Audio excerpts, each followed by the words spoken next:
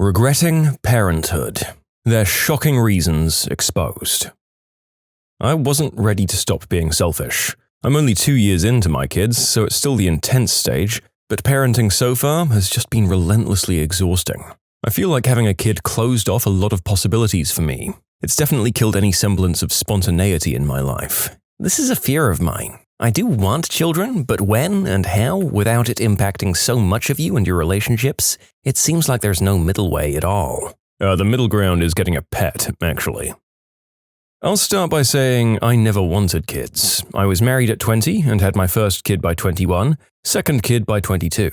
First kid is out on his own. And let me tell you, his 18th birthday couldn't come fast enough, so he could move out. Second kid is moderately to severely affected by autism. She'll never hold a job or live on her own. I never got to enjoy my 20s or 30s. I never will be able to take the amazing vacations that my friends all plaster Facebook with. I'll never have free time with my husband because nobody wants to watch an autistic, low-functioning 20-year-old. Hell, there's not even leaving her at home alone for a few hours to go shopping or watch a movie or anything.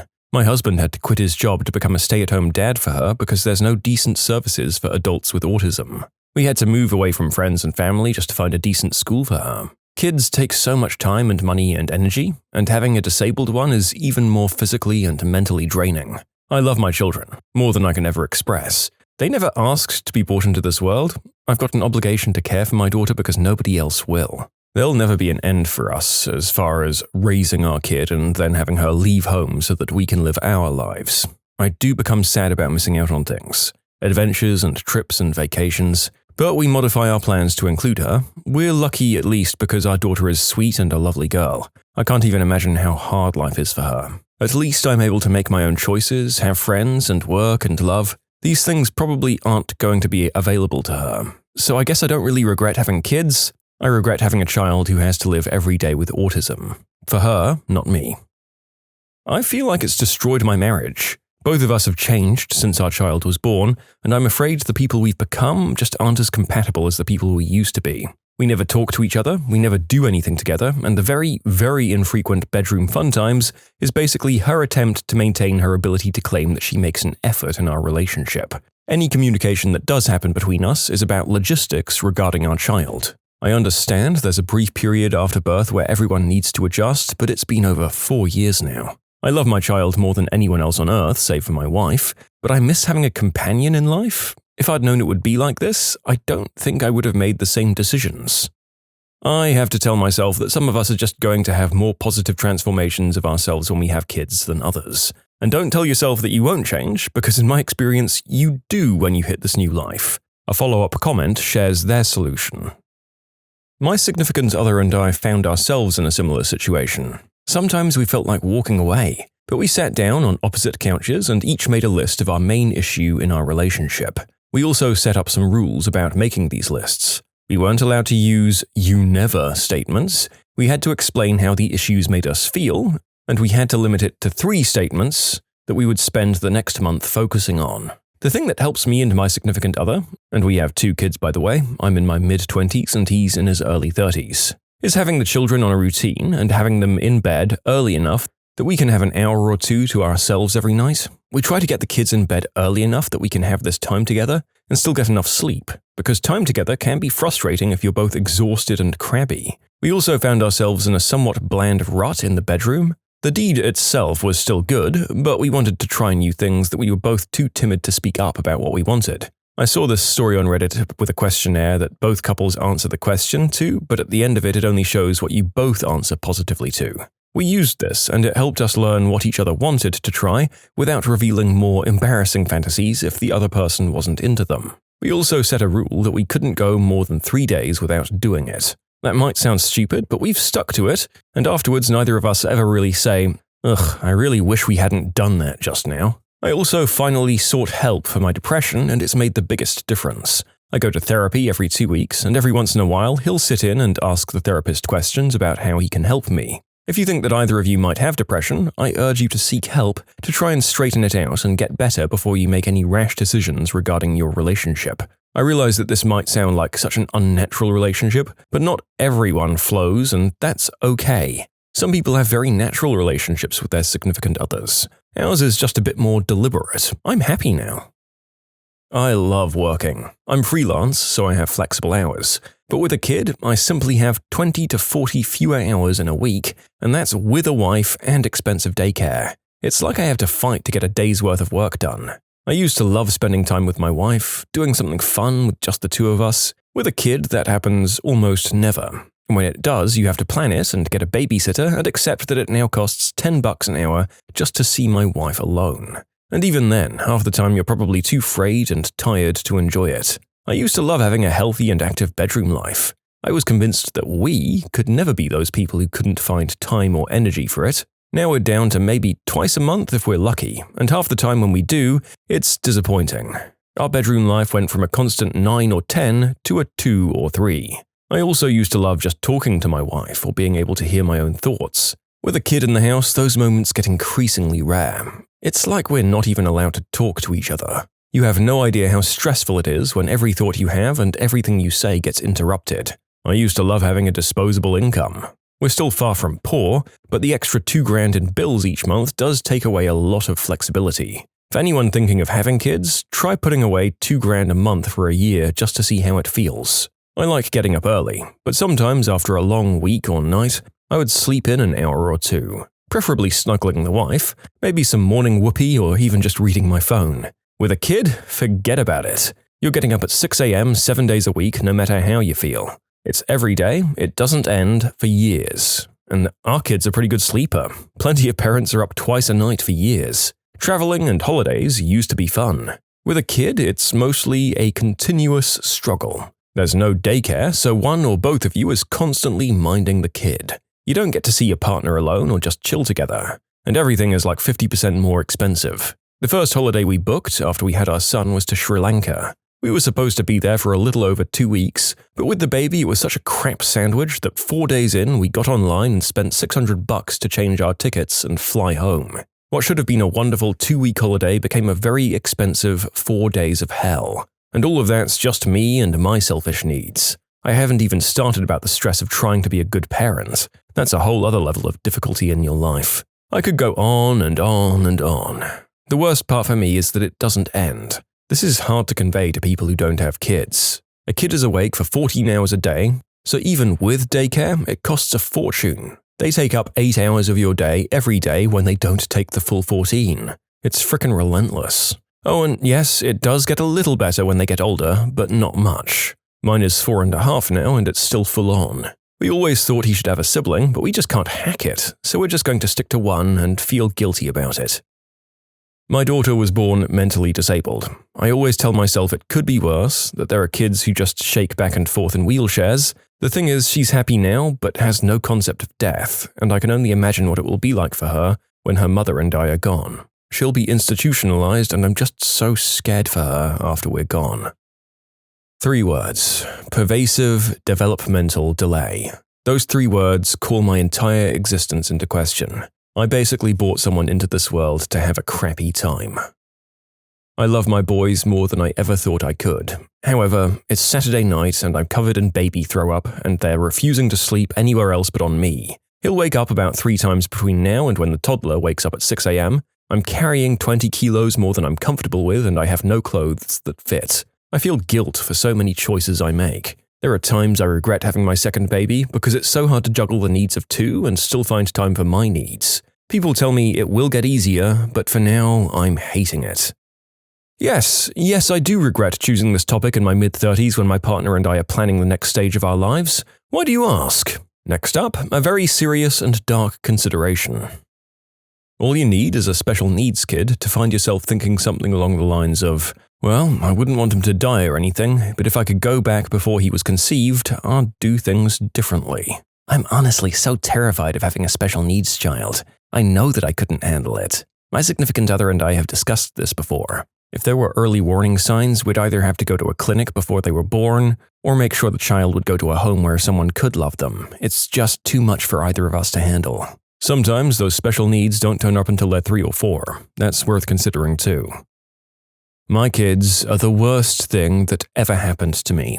And the best. I have 3 kids, 8, 16, and 18. The third one, at 2, got a blood disorder and we spent many months in a children's hospital. Were it not for the Affordable Care Act kicking in for kids a year early, we'd have gone bankrupt. Child number 2, at 12, became depressed and had a very troubled teenage period. Prior to that, she had been the easy kid who had tons of friends, was smart, talented, and easygoing. We've spent 4 years in family-based therapy and in and out of mental health hospitals. Child number 1 was different from the day he was born. No one believed me because I was a new mum and didn't know anything. Trust me, he was different. After numerous rounds of therapy, including one where the therapist said I secretly hated my son because I secretly hated my father, I finally discovered that my kid had Asperger's. Elementary school and middle school were hell, with various phone calls to and from the school. In high school, things got slightly better and he began growing into himself. He also started getting really thirsty and really hungry. And congrats, you have type 1 diabetes. In all of this, my husband got laid off during the recession right when our baby got sick. Hasn't worked since, so I'm the sole breadwinner. Needless to say, this isn't what I imagined being a parent would be like. But as I said earlier, they are also the best thing that happens to me. I can see that now, without them, I'd be a very different person. Probably a pretty lonely, unloved person. My kids have made me a much better human being. I'm very introverted and I doubt that I'd have come out of the shell the way that I have without them. Believe it or not, I doubt my husband and I would still be married if we didn't have kids. I just think we would have gotten very wrapped up in our careers and likely drifted apart.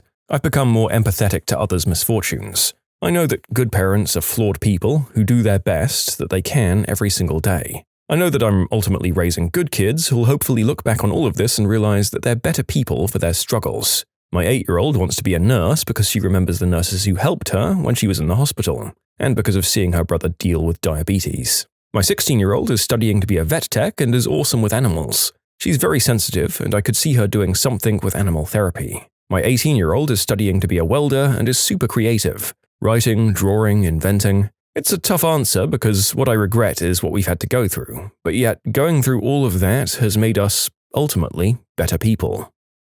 You can submit your own stories to be featured here on the channel. The story submission link is in the description below. Don't forget to subscribe to Am I the Genius? I came in here being excited that my time had come. I could share. Then I started looking for my unique view to not be here. It is here. Everywhere. I started having kids early, accidentally, and I love them, but stopped late. When I die, most of my life will have been spent raising kids and not doing stuff that I love. So yeah, reading some of these other stories is depressing.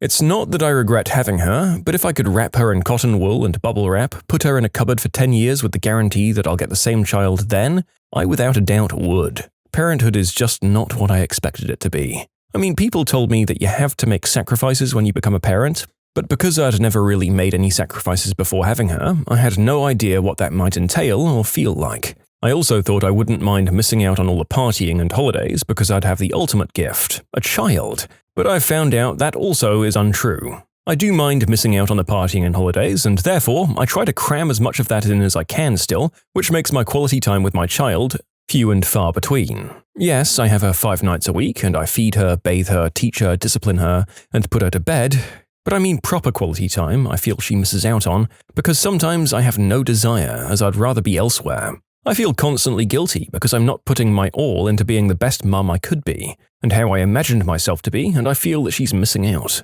Before I had her, I always wanted 3 children. Now, 1 is enough for me, and I don't want any more. Like I said, I wouldn't use the word regret, but if I could take a glimpse into what parenthood really is like before I felt pregnant, I would have been a lot more careful. People can tell you, but nothing will really prepare you for what it's really like. It's 24/7, hands down, the toughest, most exhausting job ever.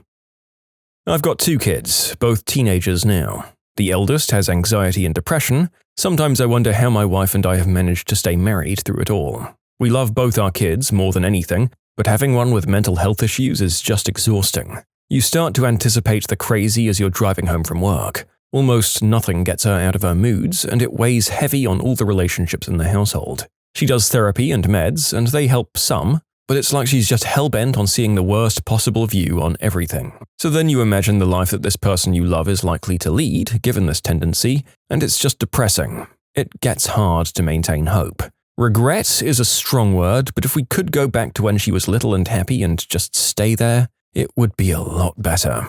Having been that child, I want to say it can get better. It's taken me years, from young teens to young adulthood, but I live on my own, I'm working full-time and going to school part-time. I'm happy and what most people would argue as successful. Your daughter, I'm sure, will get there one day. It's not easy, but I just wanted to let you know that there is light at the end of the tunnel. Oh wow, I'm thinking about near the end of Ted Lasso, where his mum is saying that in parenting, sometimes you win, sometimes you lose, but most of the time, you just tie. I hope that the follow-up comment is right and that there are better times on the way. But it's got to be so hard knowing if you're doing the right thing and if all the work you're putting in will result in a happier life for your kids down the line. My life turned into a living hell when my oldest son was a teenager. He got into substances eventually and was arrested for breaking into cars. Things continued to escalate and we had no control of him. We tried everything. He continued to use and sell. The state of Florida has a law that the parents are responsible for the minor until the age of 18. He couldn't be emancipated because he wasn't financially independent, and we couldn't afford to support him outside of our home. So we were forced to keep him in our home. It was 4 years of living hell. I had 2 breakdowns and our marriage was torn apart. He was a good kid until age 14, smart in school, and neither my husband nor I used substances. There's no guarantee of how your kid will turn out. Why am I even reading these? It's like ruining my dreams. I just wasn't ready. I was only 20 when she was born. I was in the middle of uni and I just wasn't ready to be responsible for something so important. I wanted to go traveling before starting my career, but that won't happen. I'm just about to finish my master's degree and I'm going to go straight into a high-stress job to be able to have some form of financial stability to provide for her and be able to move into a decent area so she can go to a decent school. I'm on placement at the moment. I leave at 6 a.m. and get back at 7 p.m. If my girlfriend hasn't managed to get her to sleep before I get back, she won't sleep until 10 p.m. because she messes about for me and refuses. Once I've got her to sleep, I then have to attempt to do some of my dissertation and apply for jobs. I just want one day where I can stay in bed and chill like I used to. I don't hate being a parent, I just wish I could have waited like 10 years. Oh, and forget about ever doing the deed. My girlfriend decided co-sleeping was a good idea, so I've not had any form of intimate contact for like 6 months now. And before it stopped completely, it happened extremely rarely. I've gone from getting it like 4 times a week to 0 times in 6 months. I come from a broken-up family and never wanted that for my kids. I wanted a full family with no step-parents or split visitation. I'm now a single father of 2 who has 2 different mums. I really wanted things to work out, but they just never did. My one kid has a mum who's now gone 3 weeks without seeing him because she's refused to do an 8-hour substance class that I paid for. My other son's mum is great though, and we do 50-50 outside of court, so that's nice. But I still wish things weren't this way. My regret isn't exactly having kids, it's having them with people I mistakenly thought were who I would be with for the rest of my life. I feel like I had my son with my ex-partner under false pretenses, so to speak, and now that we're not together, I sometimes feel like life would be just easier if we hadn't had a child together. Backstory, I found out when my son was only a few months old that his father had been cheating on me basically our entire relationship. Lying, manipulating, and basically being a horrible human being, and so we split up. I can tell you we didn't have the most amicable breakup and had to sort out court agreements, visitation and stuff. He now basically nitpicks everything and anything he can and makes life difficult. I wouldn't take back my son for the world, but sometimes I just feel like this isn't exactly what I signed up for, and if I'd known about everything before I became pregnant, things would be so much different. Naturally, I'm not the biggest fan of my son's father, due to the cheating and stuff, so having to be in constant contact and being tied together like this for life isn't much fun.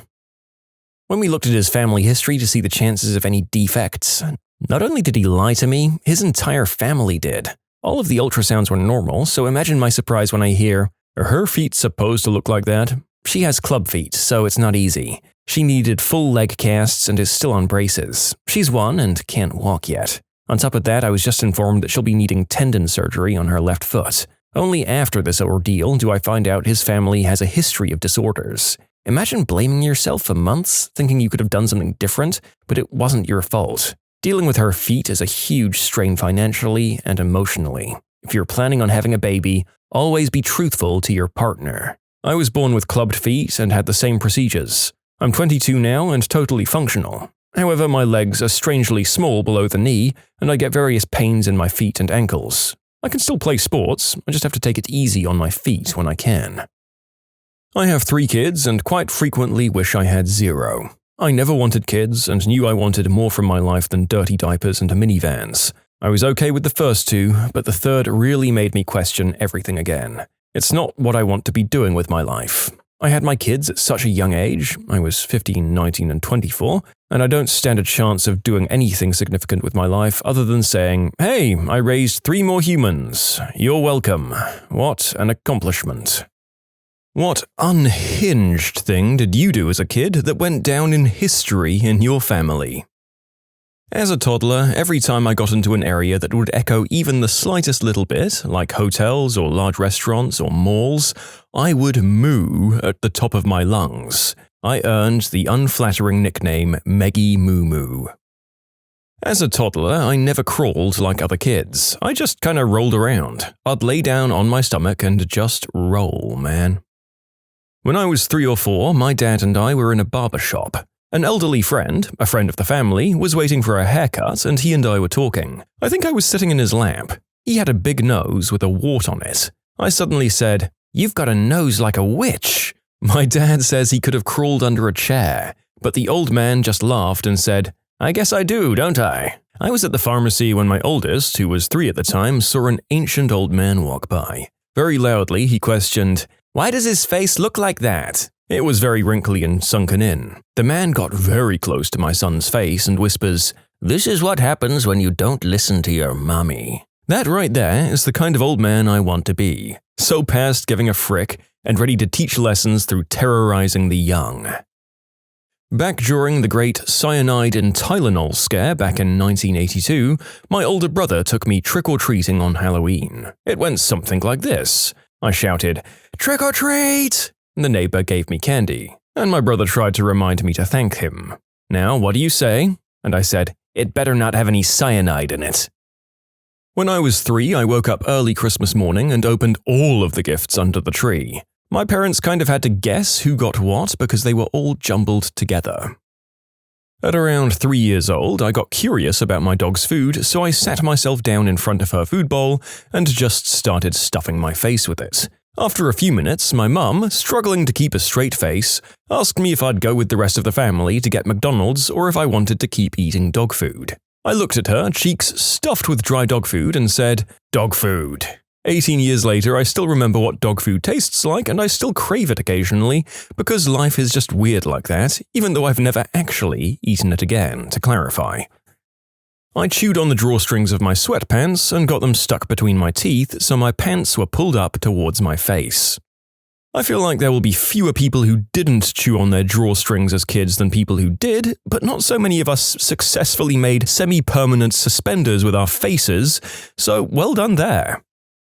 My family has a habit of wrapping presents in other boxes. A gift card in an old TV box, clothes in a large shoebox, whatever random gift in whatever random box. I was also a very literal child who never even suspected that the people in my family are so full of malarkey. Cue little 5-year-old me opening up a present one Christmas, looking at my parents with disappointment written on my face, and with all the feigned politeness a 5-year-old can muster saying, "Oh, I guess I could learn to like Hot Pockets." I don't remember the incident. Nobody can remember what was in the Hot Pockets box, but it's referred to at every birthday and Christmas.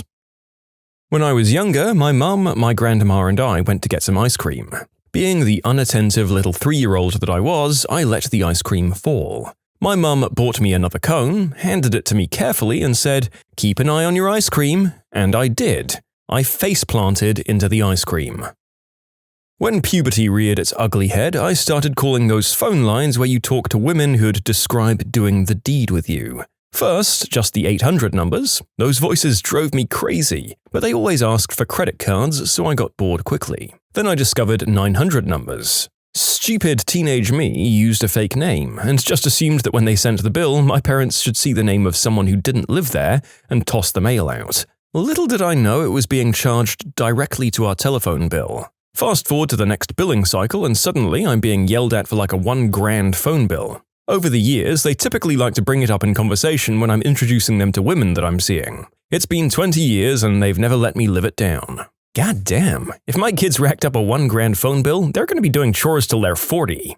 Yes, it ended like that for me too. My brother did this exact thing in high school. We were poor and my single mother was furious. She yelled at us for hours and then sent us to bed. We shared a room. After a few minutes, she decided she wasn't done yelling and came back for more. I remember laying in a dark room with my mother standing in the doorway. Her last words were, "Do I need to stand here and talk dirty crap to you while you fall asleep?" I responded before my brother and said, "You'd better say no." My mother closed the door after that, and later she told me she was choking back laughter. Luckily, the phone company dropped the bill when she told them it was a minor who made the calls. I was around 11 years old and stayed home from school because I was sick. I'm admittedly a huge hypochondriac, so what better to do on my day off than to hop on WebMD and find out why I'm so sick? After 5 minutes of research, I'd pinned it down to one thing that it absolutely had to be: ovarian cancer. I called up my mum, who's a nurse, and told her the devastating news. I was met with hysterical laughter. There I am, sitting in my bed, heartbroken that my own mother is laughing at my inevitable demise. And that was the day that I found out that men don't get ovarian cancer. My brother and I once built a road for our toy cars out of sliced sausage and jam. Our neighbor across the street had a cat called Smuckers. Great cat. I was around 4 and still learning how to pronounce stuff. My older cousins on my dad's side found out about this cat, and every chance they got, they'd say, "Peeves, what's the kitty's name?" And I'd happily tell them the name, but I could never quite pronounce it right, and I'd replace the S and M with F. I'm 23, and some of them are married with children, but they still laugh at me about it. I needed a cup for baseball during elementary school, and the default one was too big and uncomfortable for my crotch. I proceeded to measure said region and report my findings to my mother so she could buy the appropriate-sized nut protector for me to wear while playing catch. I needed a cup for karate practice in 3rd grade. I was handed one by my instructor and told to change into it in the bathroom. I came out wearing it backwards, with the cup part on my butt. I guess I thought it was for emergency poops. I was playing around in our front yard when I was around 3 years old, while my parents were on the front porch reading the newspaper together. Off in the distance, they heard me say, "Here, kitty, kitty, such a pretty kitty." And at first they ignored me and just kept reading together. I guess thinking I was using my imagination or something. Eventually, my mum glanced over at me and immediately proceeded to scream. I quickly dropped the dead possum I was holding, covered in ants, and began crying because my mum had yelled at me. They got my eyes checked after that. There was nothing wrong with them, I was just a very confused 3-year-old. When I was learning to ride a bike, I insisted on only going downhill with the wind behind me. Now, if I do anything, my parents will say, "Make sure you're going downhill with the wind behind you." When I was young, like 2 or 3, I'd walk around the neighborhood and walk in the neighbor's house and sit at their kitchen table until they came in and gave me a pudding cup. They didn't eat them and would buy them exclusively for when I'd come over. Despite the breaking in, I still wouldn't help myself to the food until it was offered. How sweet! It reminds me of my grandpa when he came over on Sundays. We'd hug him and beg pennies from him. Yeah, I'm old. Pennies were worth something back then. Grandpa would hem and haw and reach into his pocket like, I don't know, I had to spend a lot of money last week. Then he divided the pennies in his change among the 3 of us. Later I learned he saved all the pennies he got all week just so he could go through his little ritual with us. He was a sweet man. My mother was driving somewhere with my little brother and I in the back seat. I was maybe 5, which would have made him around 3 or 4. We were chattering with each other and she had just kind of tuned us out to drive. At some point, she heard something, though, that made her tune back in. "Okay, hold real still." At that point, it dawned on her what we had been discussing. She swerved the car over to the side of the road, turned, and screamed, "No!" I had a hammer swung back, ready to knock all of my baby brother's teeth out as he eagerly bared them for me. My dad had left a hammer under the seat of the car, and I'd found it and somehow convinced my brother to let me knock out all of his teeth for the tooth fairy money so that we could be rich. This feels exactly like the kind of crap that my brother and I would get up to the second either of my parents turned their backs. Honestly, I think parenthood for them was more akin to being a lifeguard. They could not let their gaze down for a second. I was 4 when my parents suddenly heard me crying on the beach and running around spooked. I was screaming, "The beast! The beast! The beast!" again and again. Honestly, my parents thought I had a heat stroke until they saw a really tiny crab, a bit over an inch, that was chasing me. It was running, following me around, probably proud to be able to scare such a big monster. That was not my proudest moment. As to why I was followed by this crab, they have several theories. That the tiny crab was proud to be able to finally spook someone, that it fell in love with me despite it being a crab and me being a human, that it wasn't chasing me around but running with me, trying to escape Satan whose entrance I was actually announcing, and they also told me that around 6 years old I learned how to properly grab crab, and oh boy, the tables turned. I became some sort of terror, grabbing crabs before they tried to chase me around. My first experience with them apparently was the beginning of a long war. And did I manage to get rid of them? Yes and no. They got undercover agents. Both my best friend and my fiancé are cancer. Damn those crabs, always keeping an eye on me. Once when I was young, a business buddy of my dad visited our house. He told me my dad was his boss, so naturally I replied, "I'm the boss of my own poopy." I'm glad I don't remember who it was, but he no doubt remembers me. You can submit your own stories to be featured here on the channel. The story submission link is in the description below. And if you want to listen to some vibey music in the background, check out easymode, also linked below, and subscribe. When I was a kid, I had one of those toy gavels that squeaked when you'd hit something with it. One day, when I was about 4 or 5, I ran into the living room when my mum had a bunch of family and neighbors over. I hit the table with this toy 3 times, squeak, squeak, squeak, and said, "Order! Order in the court!" Everyone got silent and gave me their attention. I proudly proclaimed, "Peter Pan has a pee-pee," and promptly ran out of the room. Mum says the entire room was dying for a good 5 minutes. And yes, I used the medically correct YouTube unfriendly word for the male organ instead of pee-pee. I just learned the difference between boys and girls, so I wanted to flaunt my new knowledge and apply it to my favorite cartoon character. My mum was laughing too hard to talk to me about it, so I don't think I ever got a second talk of when to flaunt my knowledge. I lived in a very small town growing up, so my parents gave me a good amount of freedom at a young age. Everyone in the town knew everybody, and starting at around age 4 or 5, I'd ride my bike everywhere. Baseball park, candy store, town park, barbershop, those things. I particularly loved going to get my hair cut since the barbershop was a classic guy's guy place, where it was always the same 6 men working, 5 Italian guys from the same family and 1 Portuguese guy who was their friend.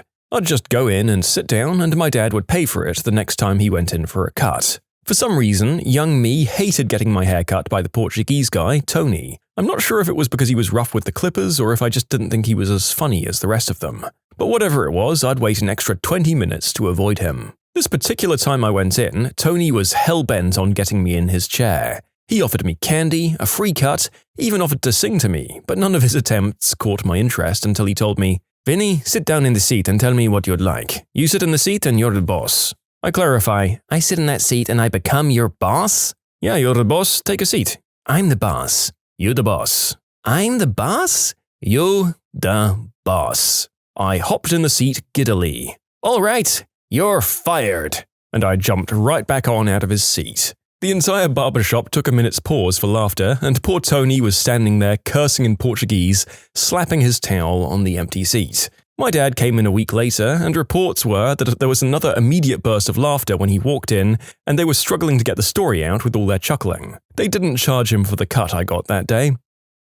So my son was in the Cub Scouts and was eager to become a Boy Scout. So he'd come in all the time asking me what he needed to do to become a Boy Scout. One day, out of frustration, I told him the joke that I'd heard as a kid. How does a Cub Scout become a Boy Scout? Well, he eats his first brownie. For those of you who don't know, a brownie is pre-Girl Scouts, same idea as Cub Scouts. Well, that's the last I heard of it from him for a few weeks, and I forgot all about it. Then one night at a Cub Scouts meeting with several different troops present, the head person asked the crowd if anyone knew what they had to do to become a Boy Scout. Well, most of them have that deer stuck in headlights look going on, but not my son. He's waving his hand in the air like a madman. They call him up, and he says to 100 parents, kids, and troop leaders, "My daddy told me all I had to do is eat a brownie to become a Boy Scout." And that is the funniest memory I have with my son. My parents always talk about the time they got my brother his new bike when he was about 10. He'd only ever ridden BMX-style bikes with kick brakes. His new bike had handbrakes. We took a trip to Yosemite, and he went down a hill, built up speed, and panicked. He forgot how to use the brakes and slammed into a UPS truck at full tilt. It was hilarious to my parents because he was okay, but the UPS guy was super confused about what hit him. When he finally understood what had happened, he was cracking up. Basically, every time my folks get a drink in them, they laugh about the time they and a UPS guy laughed at my brother for crashing his bike. I apparently left our apartment by myself and went to a nearby playground to mess around when I was 3. My mum has a degenerative spine disease, and I remember when I was around 5, I learned in Sunday school that we'd be made perfect in heaven. I was really excited that my mum's back would be perfect in heaven and that she would be able to run and play with me. I told everyone that someday my mum's back wouldn't hurt. Soon after, we went to Walmart and one of the greeters was missing a hand. Apparently, I ran up to the man, put my hand on his stump, locked eyes with him and said, "In heaven, you'll have your hand back and you'll be perfect." He actually started crying a little and hugged me, but at the time, my mum was horrified that I'd grab a stranger like that without any hesitation. I think how you feel about this one might depend on your religious affiliation. I guess the good intention was there, and at least it turns out that this person took it the right way. But yeah, if someone told me to cheer up because things would be better in the Christian afterlife, I would be baffled at best and disgruntled at worst. My favorite dumb childhood story isn't mine, but my brother's. He was 6 and I was about 3. We had a huge backyard at that house with tons of bushes and trees to play hide and seek in, a big abandoned shed in the back with spooky stuff inside, and a river below so that we spent almost all of our free time outside. One day we were playing outside all afternoon and my brother mentioned something about needing to go to the bathroom. We agreed that it didn't make sense to pause the game to go the whole way back to the house and upstairs to the bathroom. I assumed that this meant he'd pee in the bushes or something, but it turned out he needed to go number 2, and he proceeded to just straight up crap his pants. We only played a few more minutes before our mum called us for dinner. I watched my brother waddle back into the house, his pants becoming droopier with each step. He walked confidently into the kitchen and sat down at the table as though nothing was wrong. My mother took one sniff and said, "Timmy, did you have an accident in your pants out there?" Still full of confidence, my brother looks her dead in the eye and says, "No," and picks up his silverware like he's about to eat. My dad just sighed, grabbed him by the collar, and dragged him upstairs to take a bath without another word. My brother pretends that he doesn't remember this incident, but I will never let that story die. I used to live in a brand new neighborhood. I had a friend that lived nearby, and the fastest way to get to his house was to cut across this dirt lot behind my house. One time it was raining, and I decided that I was going to go chill with my friend. I ended up stuck knee-deep in the mud. Like, completely stuck. I lost a shoe, had to have my dad pull me out. Of course, my parents have it on camera. Of course, it got played at least once every 5 years. Thankfully, that video died a slow VHS death. Oh, my grandma loved this story. She and my family loved it enough that they told it at her funeral. I'm 21 now, but when I was about 4, I'd gotten up in the middle of the night and gone downstairs to mess around. I decided to play with the phone. Then, I decided I should use my recently acquired phone skills to call my grandmother. Her number was one of the first ones I'd ever memorized. Mind you, it was like 2:30 in the morning by that point. So my grandmother actually got up and answered the phone, thinking it had to be important if someone was calling at this time. Nope.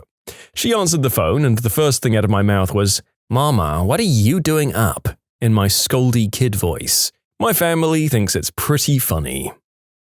I pooped in the tub when I was around 3 years old. I started screaming and crying, and when my mum walked in, I screamed, "Look at what you made me do!" To this day, she brings it up and I laughed just typing it out. Oh god, the amount of times I've heard my mum tell this story. She told me to stop playing and come eat dinner, and I responded by saying I already ate. When? Yesterday. One time when I was young, I was helping my dad de-root dandelions out of our yard. After a while, I was like, why are there so many of these frickin' things? And my dad said, well, there was this little boy who came into our yard and spread dandelion seeds everywhere. I said, annoyed, we should kick his butt. It was me. I was the one who spread the seeds. There was one night when my parents learned I knew how to escape my crib. From what they've told me, there was one night where I found my way out of there. I then crawled all the way downstairs to the kitchen to get a jar of pickles. There was a pickle jar in the door of the fridge and I took it out and began to carry it back upstairs to my room. However, upon getting upstairs, or sooner, I'm not sure, I discovered I couldn't open them. Imagine my mother's horror as I woke her and my dad up holding a pickle jar saying one of the only words I knew. Open! I think I was about 2 years old. I was walking through a shopping mall when I was about 3 years old. I asked my mum to buy something. She said no, so I decided to throw it on the ground and proceeded to scream at her to get in the effing bin. She was shocked, obviously, but more concerned about where I'd learned such a thing. Fast forward a couple of days and my mum could hear my dad yelling at the dog that he'd put him in the fricking bin if he dug one more hole. And my mum tells the story all the time. I love it. I was always a very chatty little kid. Occasionally, that caused problems for my parents. For example, one time when I was about 4 or 5, we were preparing to go visit my dad's side of the family for Christmas. They all smoke, a habit of which my mum rigorously disapproves. Anyway, this particular day we were packing our stuff. My dad asked my mum if we should bring the video camera along. Crankily, my mum snarled back, "Why bother? You can't see anything anyway, not through the haze of smoke. It's probably bad for the lens." My dad just sort of laughed, and we didn't bring the camera. It was one of those huge old ones. It was a lot of trouble to pack. So, fine and dandy, right? It was about a 6-hour journey. We finally get there and we're hanging out. My Grammy says to me, "Hey Bobby, did your parents bring the video camera to record you opening your presents?" And without missing a beat, I cheerily replied, "No, Mummy says you can't see anything through the fog of smoke anyway, so why bother?" Then I went skipping merrily away while my poor mother probably sank to the floor in shame. My cat never used to eat her biscuits in front of me, and I never understood why, so I used to get on my hands and knees and show her how to eat them, by eating them myself. The other favorite was when I was really into making potions in the backyard. I had my first crush and knew I needed my own DNA to make a love potion work, so I cut what I thought was a little bit of my hair off to put it in. I ended up cutting an uneven, massive chunk of my fringe. I remember crying behind a book at school the next day because the boy I had a crush on would never like me back because of how bad my fringe looked and because the love potion didn't work. Who was the smartest criminal you've ever encountered? I worked with this one guy who had a lengthy record. He had a system for getting released if he got caught too. After committing a crime, if the police were in pursuit and he knew he was about to be cornered, he'd act insane. His girl would play along with it, telling the police that he was off his meds. The police would arrest him but then send him to a mental ward with papers instructing his ward to release to police custody once he was cleared. Once he was in the mental ward, he'd cause a distraction to make the person attending the desk with the file cabinet leave said cabinet. He'd then crawl to the file cabinet, look for his release to custody papers, and then would literally eat those. When the psych evaluators decided he was stable enough to be released, there'd be no instructions to send him to the cops, and he'd be released to the general public instead. He did this about 10 times until the cops noticed him back on the streets. This stunt forced the state to change their procedures for detaining mentally unstable suspects. My favorite was the guy who stole a post office mailbox off the street, repainted it, and then put it next to the night deposit box at a bank. He hung an out-of-order sign on the deposit box. All the businesses came along and dropped off their deposits inside the mailbox. I'm not a cop, but I worked crime scenes. This guy had attached a GPS to the bottom of people's cars who owned houses that he wanted to rob. He did it to ensure they wouldn't be showing up while he was ransacking the place. I heard about one person that pulled a shoplifting scam on a large, popular, and well-known US retail store. They walked in with some cheap nylon products to get one of those "I walked in with this" stickers that they used on returning merchandise. That sticker easily peeled off the product undamaged. They walked to the electronics department, grabbed an expensive box off the shelf and went to customer service. They placed the sticker on the big box and asked if they could return the item without a receipt. Unfortunately, no, not without the original receipt. Ah, dang it, and they walked out. Customer service even gave the doorman the thumbs up, having just interacted with the customer. This took place before widespread inventory controls and cameras absolutely everywhere. A guy I went to high school with had been stealing from Walmart in a pretty clever way. He'd grab video games, MP3s, beers and stuff, and throw them away in a trash can in the garden section. The workers never checked the trash contents and he'd just wait. Sometimes 5 hours until they emptied the trash in the back dumpster, and then he'd hop on in to get his items. Once he took a cardboard box from a display inside, filled it with video games, a PS3 and extra controllers. He grabbed some tape and pens and drew all over the box, and taped it up to make it look used and tossed it. An hour later, he had a whole new PS3 and a stack of games. My goodness. I should state that people should not be looking at this video as a means of inspiration for ways to do this sort of thing in real life. It's entirely possible that a lot of stores have countermeasures in place to stop things like this, and the risk of getting caught is not worth it.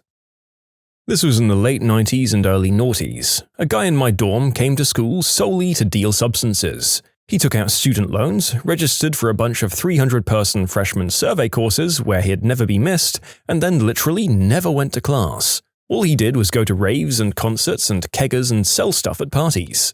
After the first semester, he was suspended. He wrote the usual, "I was young and dumb and in over my head" sob story and got put on probation for 1 semester. So he had a repeat of that in the fall. At the end of the year, he was kicked out, but he didn't care. He had made something in the order of 150 grand in return for about 8 grand in student loans to cover a year of housing and tuition. So as far as I know, he was never caught. It might have been a short-sighted maneuver in the long run, but in the short run it seemed fairly genius to effectively use federal loans to start your substance empire. Working in a home improvement store when I was younger, this guy came in, went to the snowblowers, took one and went to the return desk.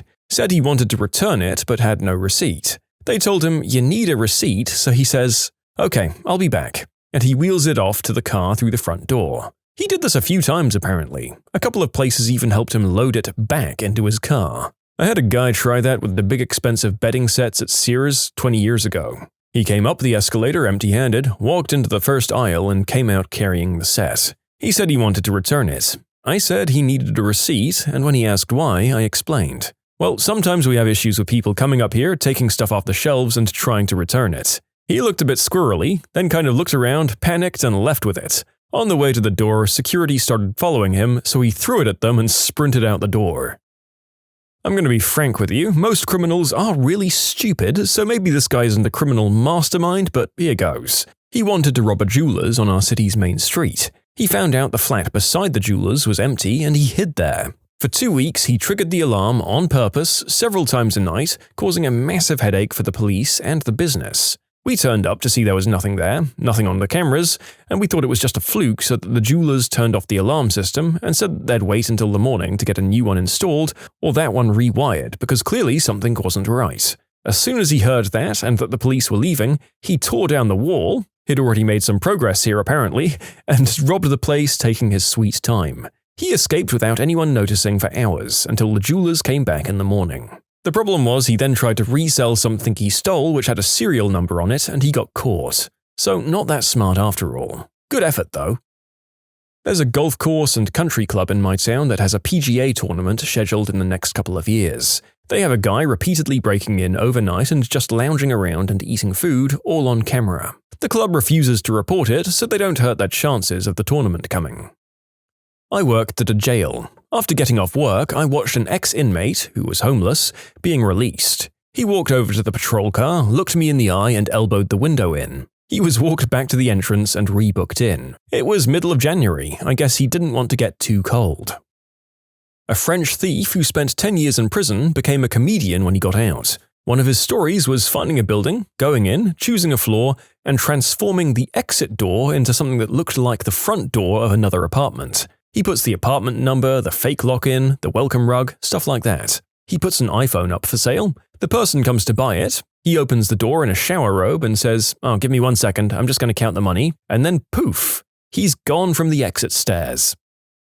One guy would print barcodes, bring them into Home Depot and stick them on merchandise in the $100 range. When he scanned the items, they came up at around the $10 range. Putting random barcodes on things isn't really illegal and super hard to notice.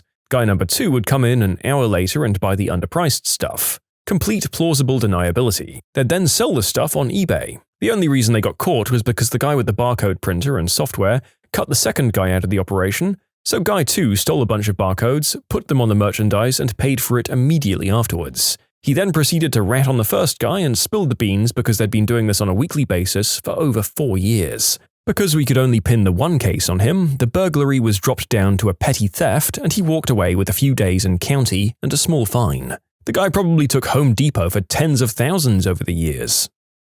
Definitely that guy in Ohio who ate the bank robbery note, which is important evidence, right off the hood of the police car when they were emptying his pockets, although I'm fairly sure he was still convicted.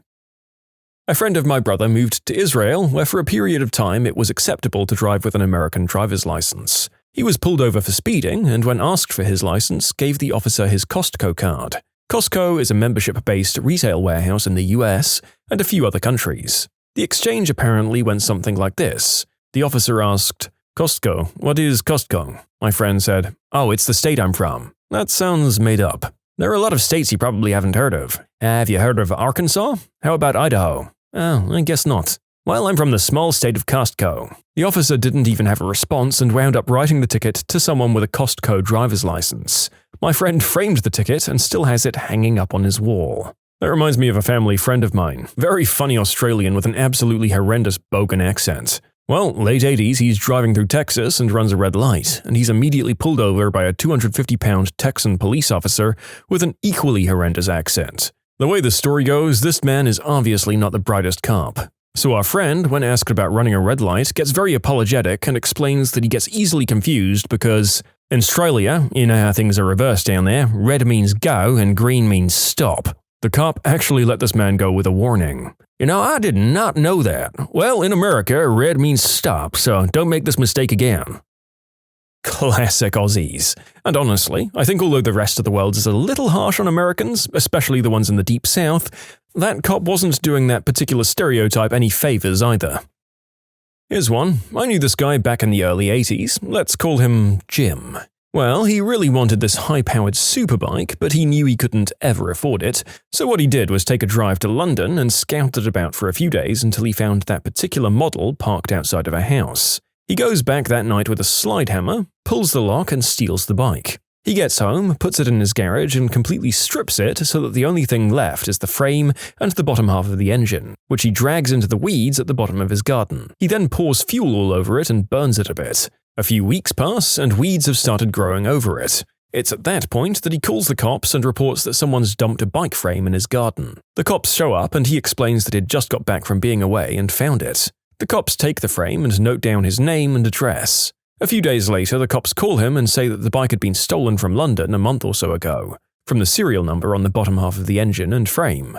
But they say that the insurance company had classed the bike as a write-off and had told the cops to dispose of it. Now, because the frame was found in his garden and the insurance company didn't want it, the cops were duty-bound to ask him if he wanted it or if they should throw it. So he tells them that he's always wanted to build a bike. He gets the frame back from them, repaints it and then puts it all back together and re-registers it as a Q-Reg, stolen and recovered. To all the people asking if I'm Jim, no, I'm not. I knew him well enough though. We went to school together and he lived a few doors down from me. I had my own group of friends and occasionally when out at the pub, we'd bump into him and he'd tell us of his exploits without a care in the world. As far as that bike goes, he proudly told a few people about it, but you know, we don't grass. He crashed the bike a few months later and was injured, but I can't remember how. He was pretty much a career criminal the last time I saw him and he ended up in jail for a while. While many regard him as scum, I always felt kind of bad for Jim. Both of his parents died before he was 12 and he was in and out of care homes for years. Out of his 4 brothers, one was murdered, the other died of an asthma attack, and another just decided he didn't want to live on this planet anymore and peaced out. Jim could never hold down a job and also suffered from depression. That bloke had a crap life. It's been more than 25 years since I last saw him, and I often wonder how he's doing. You can submit your own stories to be featured here on the channel. The story submission link is in the description below. And if you want to listen to some vibey music in the background, check out easymode, also linked below, and subscribe. I mean, I think the real geniuses are the ones whose crimes we never hear about. But with that being said, I had a guy use a sledgehammer to smash his way through a wall at Best Buy and steal a bunch of phones and cameras. He was smart enough to wear gloves and a face mask and not touch anything that he didn't have to. The alarms didn't go off until he exited out the back door, which the alarm company gets after a minute or two, and then it took them like 3 or 4 minutes to call in to us, giving him a good 5-minute head start, so he was probably a few miles away before we got dispatched to it. He'd clearly scoped out the area before doing this as well. Smart guy. I heard about this one guy who'd cut the power to electrical stations. He'd damage the wiring and then hide, waiting for the cops to show up. Once the owners of the buildings came, they'd shut off the power because of the unsafe wiring that would have to be repaired in the morning. Everyone would leave for the night, then he'd come out of hiding and cut away all of the non-powered wiring to get the copper. I used to run bars at a number of venues around the north of England, one of which was Chester Racecourse. Usually, we'd just have to keep an eye out for scousers trying to steal drinks or sneak in without paying, and with it being so close to Liverpool, there was a fair amount of security on site. You could tell them as they'd be suited, booted, with a high-vis waistcoat and usually carrying a radio. Now, there were a dozen or so bars dotted around the course, and you can imagine the amount of money that was taken from 100,000 or so punters drinking steadily from 11 until 8 or 9 in the evening. So every hour or so, the security would go round the bars in turn and take all of the high-denomination notes from each till and stack them in the safe in the main building. So I'm stood there one day, pulling pints, doing the barman thing. The security blokes have been around a few times and it's getting steadily busier. Then one bloke shows up on his own, high-vis and radio in his hand, does the till, leaving the usual receipt so he can balance up at the end of the meeting. A bit early, I think, but hey-ho, I've got plenty to do. Then, 10 minutes or so later, 2 more blokes show up dressed the same. "Oh, your mate's just been here," I said. "No need to touch that just yet." "What mate? We're the only 2 doing this duty today." Cue a rapid-fire and increasingly panicked exchange over the radio. Matey boy who'd done the till just before must have been someone who'd used to work there, so he knew the drill and had been watching the guards and knew just when to time it and what order they were going around the bars in. Apparently, he got through about 9 or 10 of them before he decided to not push his luck any further and just walked away with about 80 grand. He must have just taken off the high-vis, dumped that and the radio, and now he's just one more guy in a suit in a crowd of thousands. They were a bit stricter on the procedure after that. We got called for a rollover car accident. We get there and the car is empty, so we think he got ejected. My partner and I start looking for a body nearby. A few minutes later, a cop tells us that they think the driver is a mile down the road walking. We go and check on him and he tells us he's fine, but he wasn't driving the car. He also didn't know who was driving the car and he had clearly been drinking. During the ride to the ER, he told me that as long as the cops don't find you in the car, the local DA won't pursue drunk driving charges. All you had to do was get out of the car and walk away from it. I have a friend who's no longer a criminal but committed crimes for about 15 years and never got arrested or even investigated. Some of his highlights were growing green herb in a shed on his neighbor's property. The neighbor was old and never left the house. Also buying a building under a fake name, taking out huge loans against it, getting HUD money, and burning it all down. Selling fake raffle tickets to raffle out stuff he'd never had and never raffled. I can't remember how many times he pulled that scam, but he bought a new car with the money. He also moved a bunch of times because people would suspect him of being a con man. His dad was in jail for similar stuff, but he was never even questioned by the police about anything. Now he has a family and a normal job. I first heard about the story about 10 years ago in Banff, Alberta. Never bothered to look up what was real versus what was invented. I think it's pretty close. But as my father used to say, you can't let the truth get in the way of a good story. There's a small tourist town where I grew up that's divided in half by a big river. The only way in between the two sides is over a long bridge, unless you go all the way around another mountain pass. These guys called in like 2 or 3 bomb threats to a posh hotel on one side of the bridge. I think they even left some dummy packages. All the police went across the bridge to do crowd control and stuff, then the guys called in a bomb threat on the bridge, and started robbing stuff on the other side. The police couldn't be positive that the bomb threat was real or not, and they hesitated long enough to give the thieves a head start. I am getting a bit of a laugh at the mental image of the town's police trying to commandeer one of the town's only rowboats and engage in a disorganized, messy scramble in it across the river. Probably not, as then they'd have to pursue on foot, but a man can dream about these cartoony scenarios. The story of the Mumbai Opera House jewelry heist probably belongs here. Sometime in 1987, a guy placed an ad in the newspaper looking for recruits to the CBI, the investigative police agency in India. A bunch of people showed up. He had rented an office to interview them. He selected 26 of the candidates, told them to assemble the next day near a popular jewelry shop to practice a mock raid. He had a fake search warrant and everything handy. Then he led these guys to conduct a raid on the jewelry shop. Together, they collected all the jewelry there, took all the cash, and then he asked the trainees to keep a watch on the shop employees while he deposited the stuff. He then walked out and disappeared. Took half an hour for someone to suspect something wrong and call the actual police. They never caught the guy, never even found out who he was. The pair on that man, my goodness.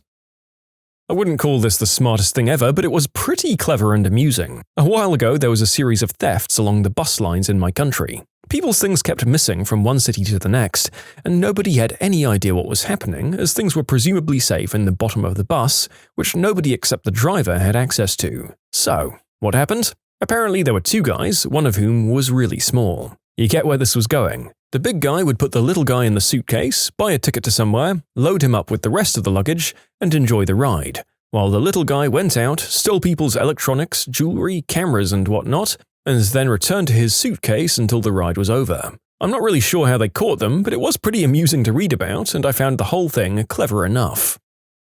I remember getting into a festival and seeing a magician guy do tricks on the people searching him to distract them from the substances he had on him.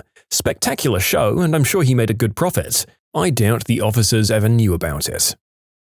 Guy noticed that the bank vault had put its safety deposit box in a way where there was a space at the 90-degree point where wall meets wall. He times it on a Friday and climbs in and hides in that spot. He'd actually rented out a box which he put in a clock, which alarmed violently to see if there were sound sensors in the vault. He waited outside, nothing. Employees closed the vault with him inside. He has the whole weekend and gets to knocking the locks out with a hammer one at a time and stole everything. He then replaced the locks to look like they're not tampered with and jumped back into the spot. Monday morning, the vault was open. Turns out the bank's doing renovations. He picks that day, throws on a worker's jacket and literally walks out of the bank. Employees didn't notice till the first person who came to open his safety deposit box. The lock fell in. They couldn't identify who did it, and he would have got away with it save for his big mouth. Turns out he was a hairdresser and kept telling his customers how he stole from the bank and he was a genius and they'd never catch him. Somebody snitched and he was picked up. They couldn't value what he stole as safety box contents are unknown.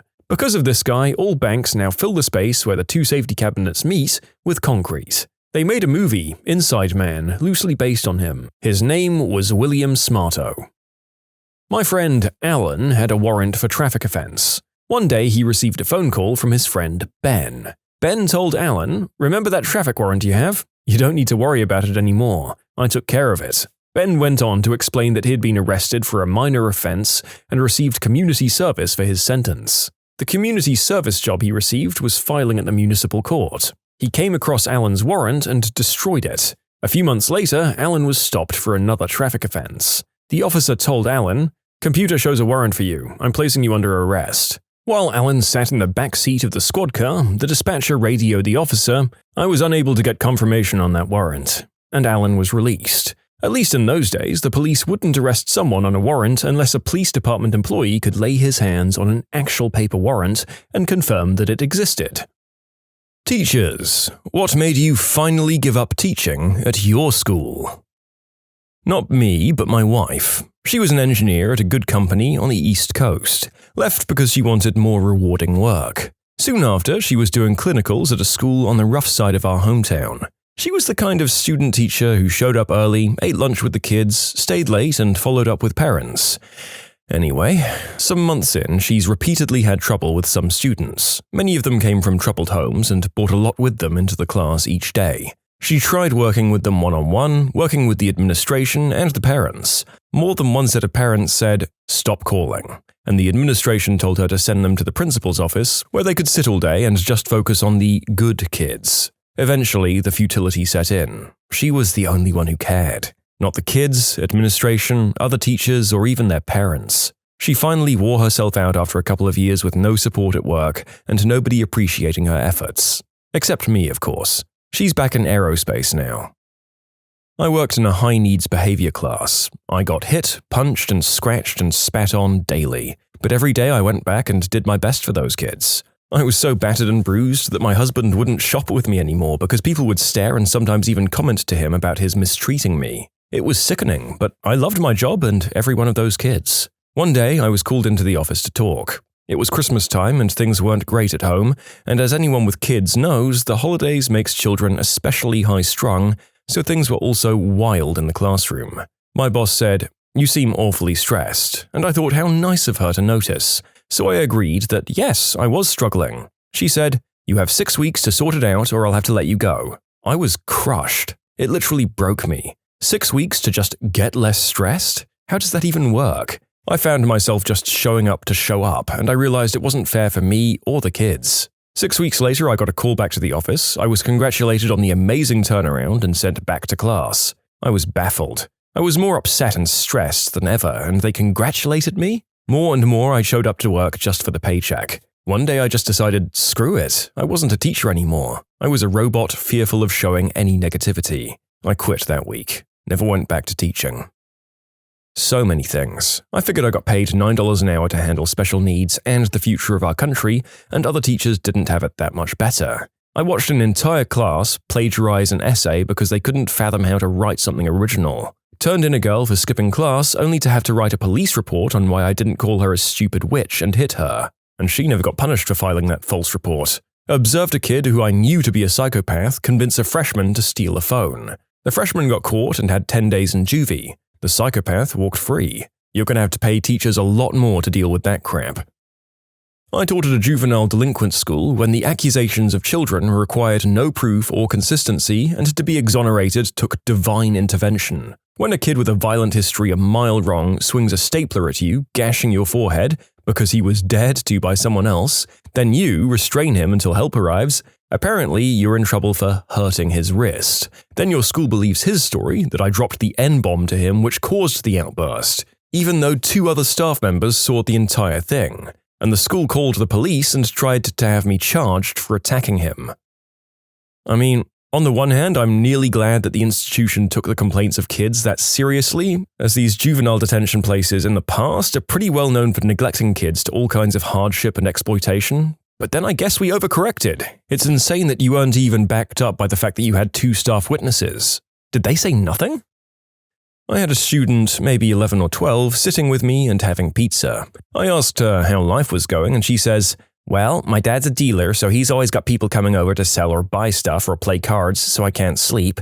My mom's dying because she has a hole in her heart and they can't fix it. And I have a boyfriend, but I'm afraid to tell my mom because she'll tell my dad and he'll get real mad." Just said that all normal, like it was everyday stuff. So, as a mandatory reporter, I go to my dean of students and tell him all this, and he just gets irritated and goes, "Yes, well, that doesn't excuse her behavior." And that's when I knew I was done. The child in question was frequently a bit of a butthole, but again, frickin' crazy life at home. When I realized that I was being more micromanaged every year, I expected a lot of oversight when I was a new teacher. I actually had more people watching my every move and every word after a master's degree and 15 years experience. I never had a single complaint. Parents and students loved me, even requested me. But administrators needing to justify their jobs were constantly in my classroom or calling pointless meetings to discuss pointless things. I spent less and less time teaching and more time filling out meaningless forms, responding to emails, and sitting through meetings. God, this was so frustrating to see happen to my history teacher when I was a student. Great teacher, got really good exam results, students liked him, parents liked him, and he was involved in running several extracurricular groups like hockey team, debating, cadets, and he was a boarding house master. He'd been teaching for 35 years, and yet he was having more and more random inspections of lessons, as OFSTED didn't like him because he was unconventional, and his head of department didn't like him because he had worked there 33 years longer and got better results. End result, after months of watching most of his lessons, they pointed at how laid back the lessons were and said he had a critical lack of discipline and asked him to leave. Meaning he lost his job, and since he lived in the boarding houses, his home of the last 30 years. You see, what they were doing there wasn't actually micromanagement, but they were looking for an excuse to fire him before he could retire so that they could save money. I've seen that happen to 2 separate teachers. My grandfather was a teacher, and the school district he worked for went a different route and bought out teachers into early retirement, but that was over 30 years ago. 2 16-year-old kids were facing each other. I had the classroom seats in a U-shape, and they were silently challenging each other to fight while I was in the middle of a lesson. They suddenly jumped up from their chairs and came at each other with 8-inch knives with me in between them. I was pretty built, having been a stonemason's apprentice in college to help pay my way through, but these kids were both bigger than me. Without thinking, I grabbed each by their collars and shouted, "Sit down!" I didn't start shaking until that evening, and I was done a week later. I taught high school English for 10 years before finally quitting for the corporate sector. Honestly, it was a lot of small things that built and built until I realized it just wasn't where I wanted to be. The largest of those small things is stifling focus on standardized testing. I lost weeks and weeks to test prep at every grade level. I couldn't teach novels I loved teaching because I ran out of time. And those standardized tests are useless. They prove nothing, but they offer schools a pat on the back for high performance results, which, mind you, do not transfer at all to college success. And too many public schools force the idea of college. Why? Is it because it's for the betterment of kids? No, it looks good on their graduation statistics. But the thing is, there's nothing wrong with not going to college, and I'd tell that to my advanced placement students as much as my kids with a 12 average for the year. You have a 3.8 GPA and want to be a plumber? You go, you be a plumber. Screw it, you'll make more than the rest of us. I was told once I shouldn't do so many lessons where discussion between students was required. No more Socratic seminars, there had to be more, quote, material that could be graded. How messed up is that? I can't encourage discussion in an English literature class because I can't grade the kids on that discussion. And don't even get me started on quantitative versus qualitative. Teachers are being held accountable for students who, quote, don't improve, regardless of anything else. Jimmy doesn't come to school for 3 months because he's screwing off and then shows back up and fails the midterm? That's on you, buddy. You should have taught him better for the 2 weeks you had him at the start of the year. I eventually got tired of the constant hurdles and stupid state requirements. People said, yeah, but you get a pension, unions, summers off. So the F what? I'm in corporate now and I make $31K more than I did teaching with a yearly bonus and a matching 401K with profit sharing. And which, please, I never had a summer off. I worked 2 jobs to make ends meet from June to September. Most teachers do. What kills me is that I loved teaching. I loved my students and I was good at what I did. I was good at encouraging kids to take risks with their learning, and I didn't penalize them for making mistakes. That's how you learn. You don't learn anything from multiple choice, and you never will. I miss my kids. I miss watching them go from hating a piece to being eager to discuss it. Even my lowest level students could show me something, even if it wasn't on paper. It wasn't my students that killed my love for teaching, and I did have kids throw chairs or get into fights or tell me to F off. All of that was doable, and I did it. The stupid, useless requirements from the idiotic state testing, the abysmal pay for the hours and hours I put in, that killed my love for teaching. And it's killing plenty of other young, passionate educators. I miss my students. I miss everything about teaching when I was allowed to do it. Now, it's not teaching. If you want to teach, get into higher education or a private school. Do yourself a favor and stay out of public education in the United States. It doesn't exist anymore. Well, that's grim, and not a good sign if people start following the advice. Public education is so damn important, and the fact that this is going to impact economically disadvantaged families first when the good teachers start bailing is just not pointing to a good societal direction. It's just going to keep on widening that big old gap in inequality in our society. I don't know what to do about the problem. I guess we can only thank our stars for the people who do their best in the system, and when you can, publicly advocate for the good guys, or stick up for your teachers if you think that they're being screwed by the school. I had a 6-year-old pull a knife on me while screaming, "I'll kill you!" This was the culmination of a lot of various incidents with the same kid. What was most infuriating was the parents claiming they had the sweetest little boy and that we, the school, must be liars for saying otherwise. Eventually, he was transferred to a special school after we filed a report for the various incidents. I feel really bad for the kid because when he wasn't freaking out over something, he would be the sweetest guy, asking a ton of questions and participating in the activities. But he was highly prone to snapping into hysteria. The incident with the knife happened in this after-school setting where the kids go to play and have fun. Apparently, another kid had done something he disliked, so he was kicking and spitting on him when I pulled him away. He ran straight to the drawer, found a little kitchen knife, and due to his size, it was pretty easy to wrestle it out of his hands though, so no harm done. I guess dealing with crappy parents was what made me change my career.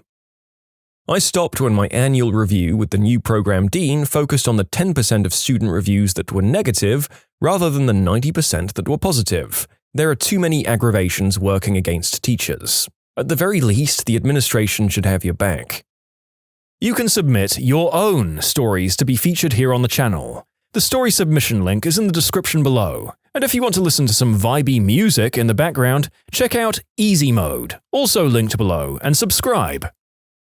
When I realized that I couldn't even escape teaching in my dreams, my life was so focused on teaching that every night I had nightmares about it. Followed by the pain I feel in my chest from heart palpitations, my heart would constantly race and then stop altogether. Finally, when on the last day of Thanksgiving break, I realized that I'd cried every single day because I didn't want to go back to school. I was so low that I'd planned a way to just not be alive anymore to get out of teaching, but I figured life had to improve if I just quit, even if I'd be another unemployed millennial statistic. I lasted 15 months. The only thing that makes me feel a little better about the situation is that the retired cop who replaced me only lasted 3 months. He'd been an officer in the same city that I was teaching.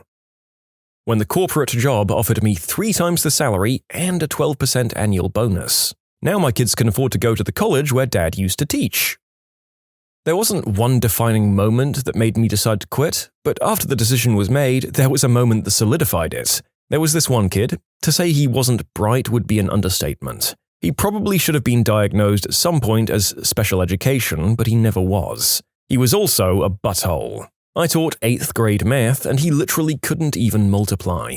So I'd give him the same tests that I gave my special education students. He'd usually fail anyway, but not as badly. Anyway, he never figured out he was given a different test. When I made the different versions, they were essentially the same questions, just with much easier numbers to work with. Well, one day I was grading his test and he missed every single question. The weird thing was, he had all the correct answers to the normal test. However, he showed no work. So there was literally no way with the numbers he had that he could have got the answers he got. So I called in his mum. I had to stay like an hour later than normal to meet with her, and I presented her the evidence, which most people would find pretty convincing. She just turned to him and said, "Did you cheat?" And he of course denies it. Then she looks at me and says, "Well, you say he cheated. He says he didn't. I don't know who to believe." And I got up and left right then. Parents are the reason most teachers leave the profession. They tend to make the teacher the enemy quite often. Plus, they just don't want to acknowledge that their kids are little bags of crap.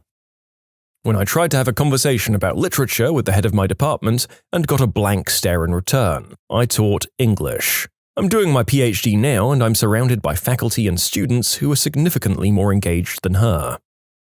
My decision to quit was a two-step process. First, I taught high school English in rural Illinois. When I wasn't debating students after class because they didn't like the B+ I'd given them, I was frequently given implicit instructions by the administration to pass my failing students. Then I moved to Washington, D.C. and taught in the D.C. public school system and realized that I was merely a babysitter. Barely any of my students could read, but the goal of my school was containment. Priority was keeping the students in the classroom and not in the hallways. I was told I couldn't assign homework because the students wouldn't do it anyway. I couldn't give my students any textbooks because the students just dumped them in the trash after school. If kids are seen with books in their neighborhood, they're often ridiculed and sometimes beaten by their peers. Parent and teacher conferences often meant meeting with grandma, whose parenting style was, "Jesus will take care of it." When I was in college, I had dreams of teaching Julius Caesar to young people. Teaching turned out to be quite different. I have huge respect for the teachers who can do it, because I could not.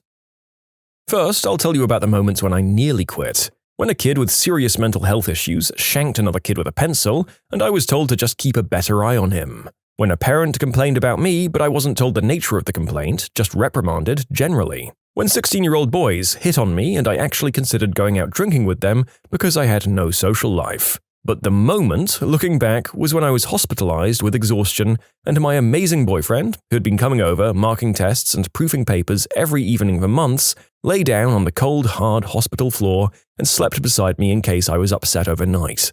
I realized that I wanted a life with him, not a dull existence where I poured all of myself into my job and had nothing left for us. I loved teaching, but it wanted all of me. Dawn till midnight, 7 days a week, prepping, marking, and planning. So I quit. I got a better job, I married that amazing guy, and we have an amazing daughter. On weekends, we go to the park and play.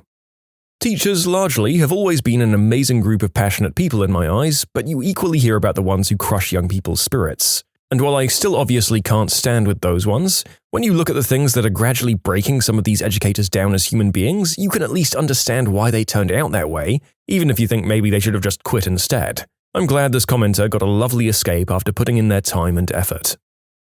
I walked in on a PE teacher engaging in a horrific misuse of power with a student. A fight ensued, the cops were called.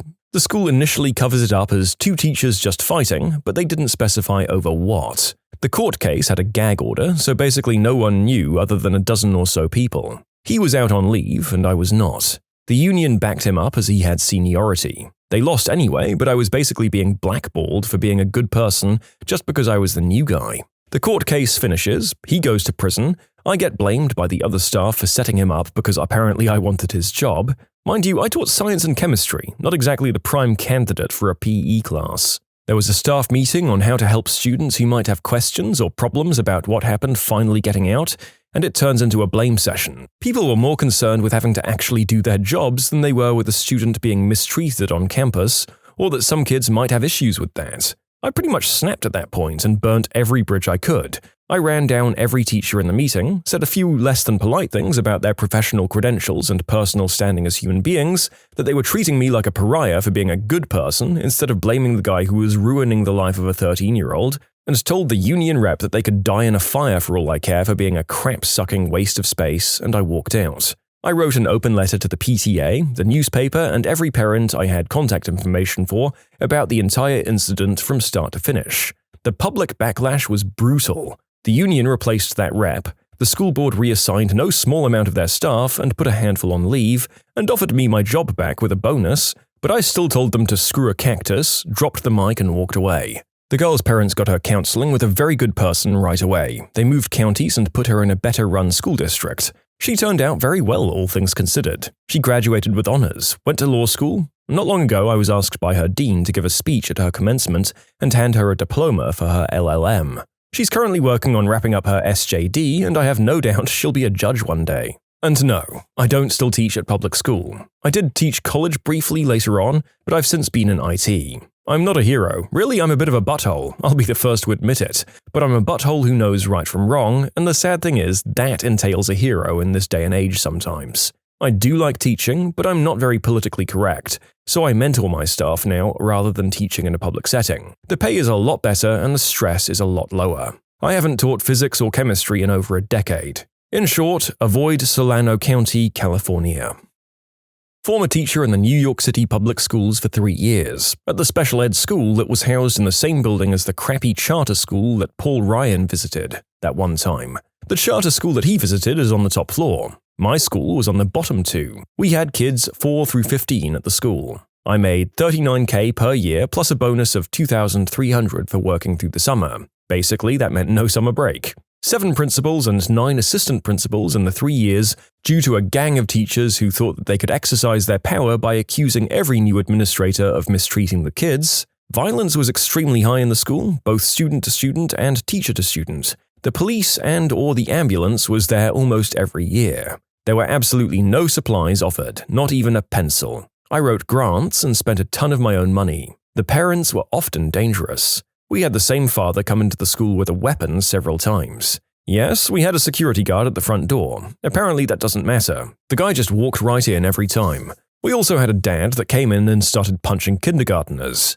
I'd come in every day early to knock back the cockroaches off the walls so my little kiddos in wheelchairs didn't have to go to a school like that. I also picked up mouse droppings and carcasses and tried my best to clean the floors. You know those big floor buffers they use in public schools? We never had one of those in the school, so the floors were revolting and perma-dirty. I bought food for my students because the school lunches were so gosh darn awful, and I knew that that was possibly the only meal they were eating every day. I also bought baby wipes because many of the kids never had showers. And I spent a ton of time reporting the awful stuff that was happening to these kids. Because they'd come in with obvious signs like a footprint on their face, 2 black eyes, half of their braided hair missing, and also a bunch of the other teachers were monsters. I saw one bite a student. My paraprofessional cut a child's finger off by slamming the door on it, and I'm pretty sure it was on purpose. My school psychologist was taking kids home for the weekend for therapy. Ugh. The nail in the coffin was when they had to close the school to disperse the gang of teachers,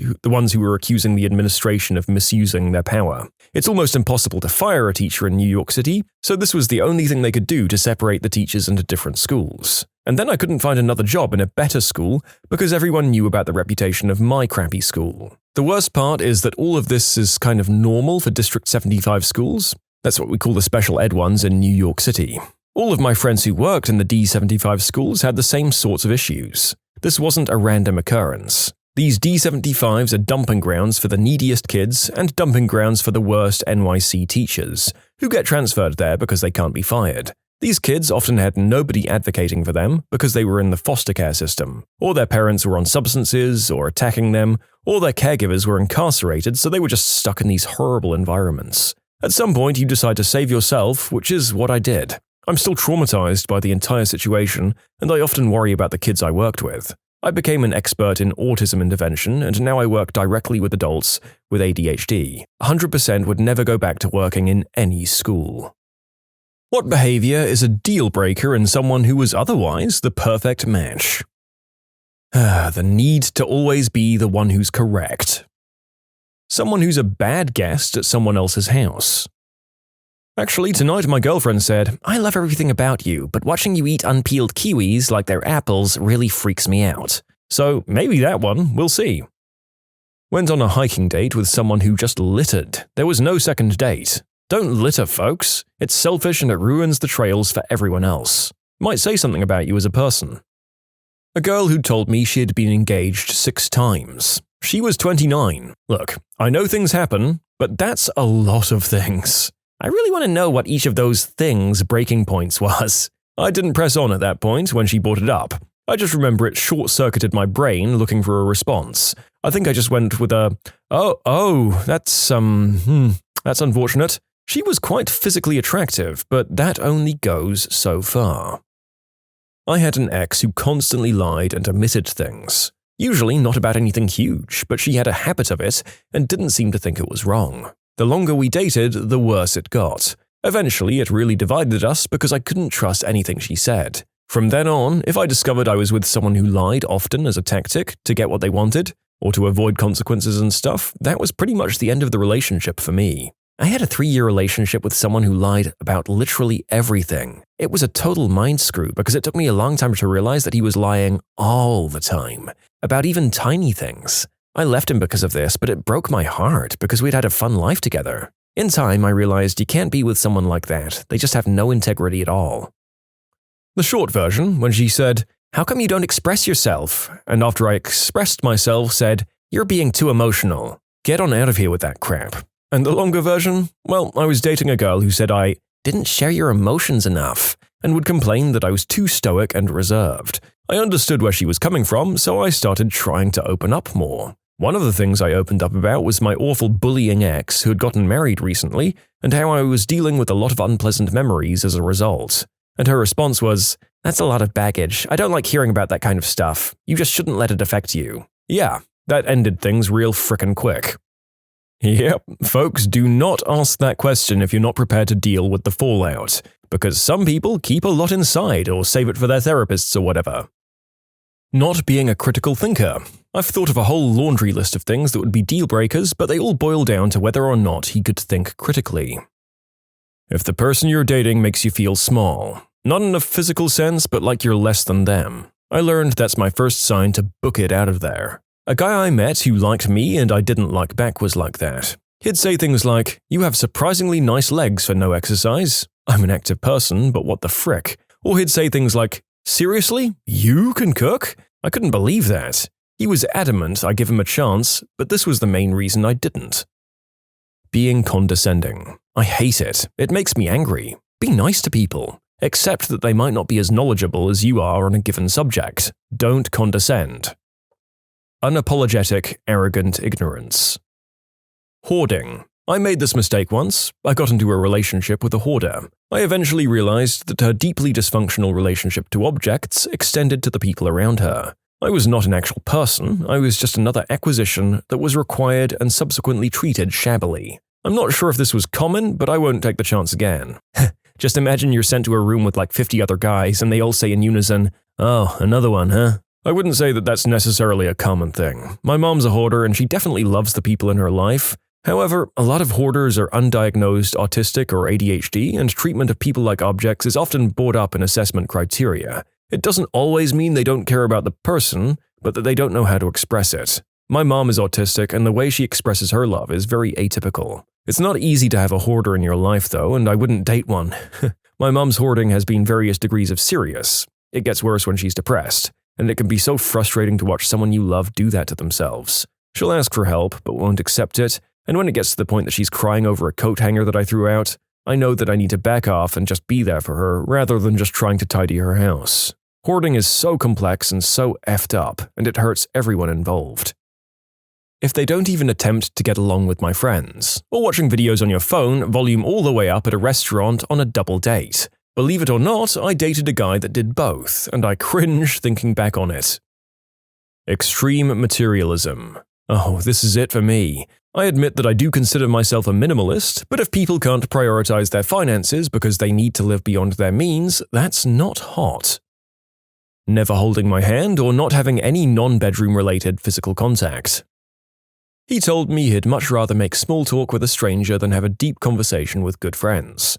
I don't know why I didn't see it before, but that perfectly described why we never connected on a deeper level after being together for 2 years. We tried, but I couldn't make it work after that realization. I'd like to add he's still one of the nicest people I know. We were friends for years before we started dating, and we still keep in contact now. He did tick a lot of boxes for me, but just not that really important one, and it was really, really vital for me. It was a tough decision to make, but I know we can both find someone who'll make us happier.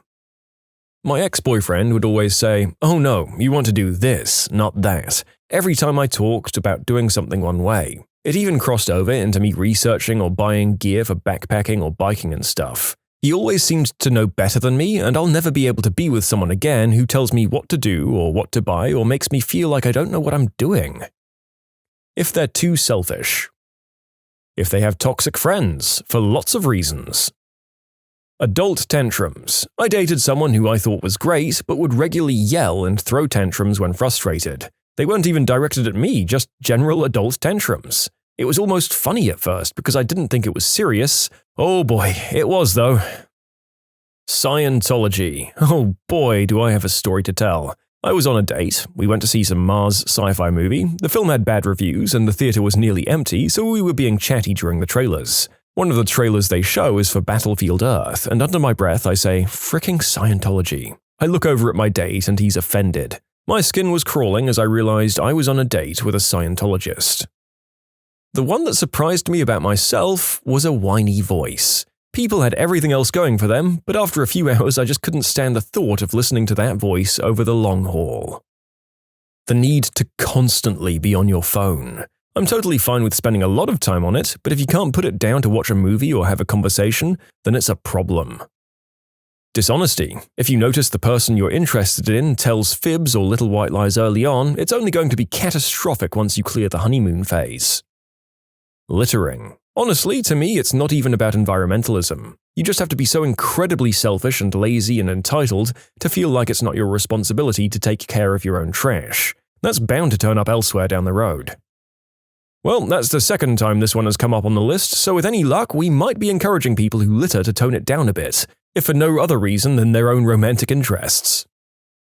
I had an ex where the following happened. My best friend's little sister died in a car crash, and I was torn up about it. He became indifferent towards me because I was, apparently, too depressed to be with. If someone can't handle being a decent human being when I'm heartbroken, what are they going to act like when it's my mum, my dad, dog even? Oops, sorry, but I don't want to hang out with you because you're sad. To everyone who went through something similar, all of those people suck and we're better off. Not everyone knows how to grieve, but we all find out one day. I hope you're all doing better. Being obsessed with social media or needing to document everything all the time and project a perfect version of their life. I had a boss like this. Everything was a frickin' photo shoot just so she could post on social media that she could prove to her haters that she had a life. Miserable. When you get home after the first date and they tagged and snapped several pictures of you during the hour you were together. Dating in LA, I learned fast if a girl is taking pictures of me right away that she's using me to make her ex jealous.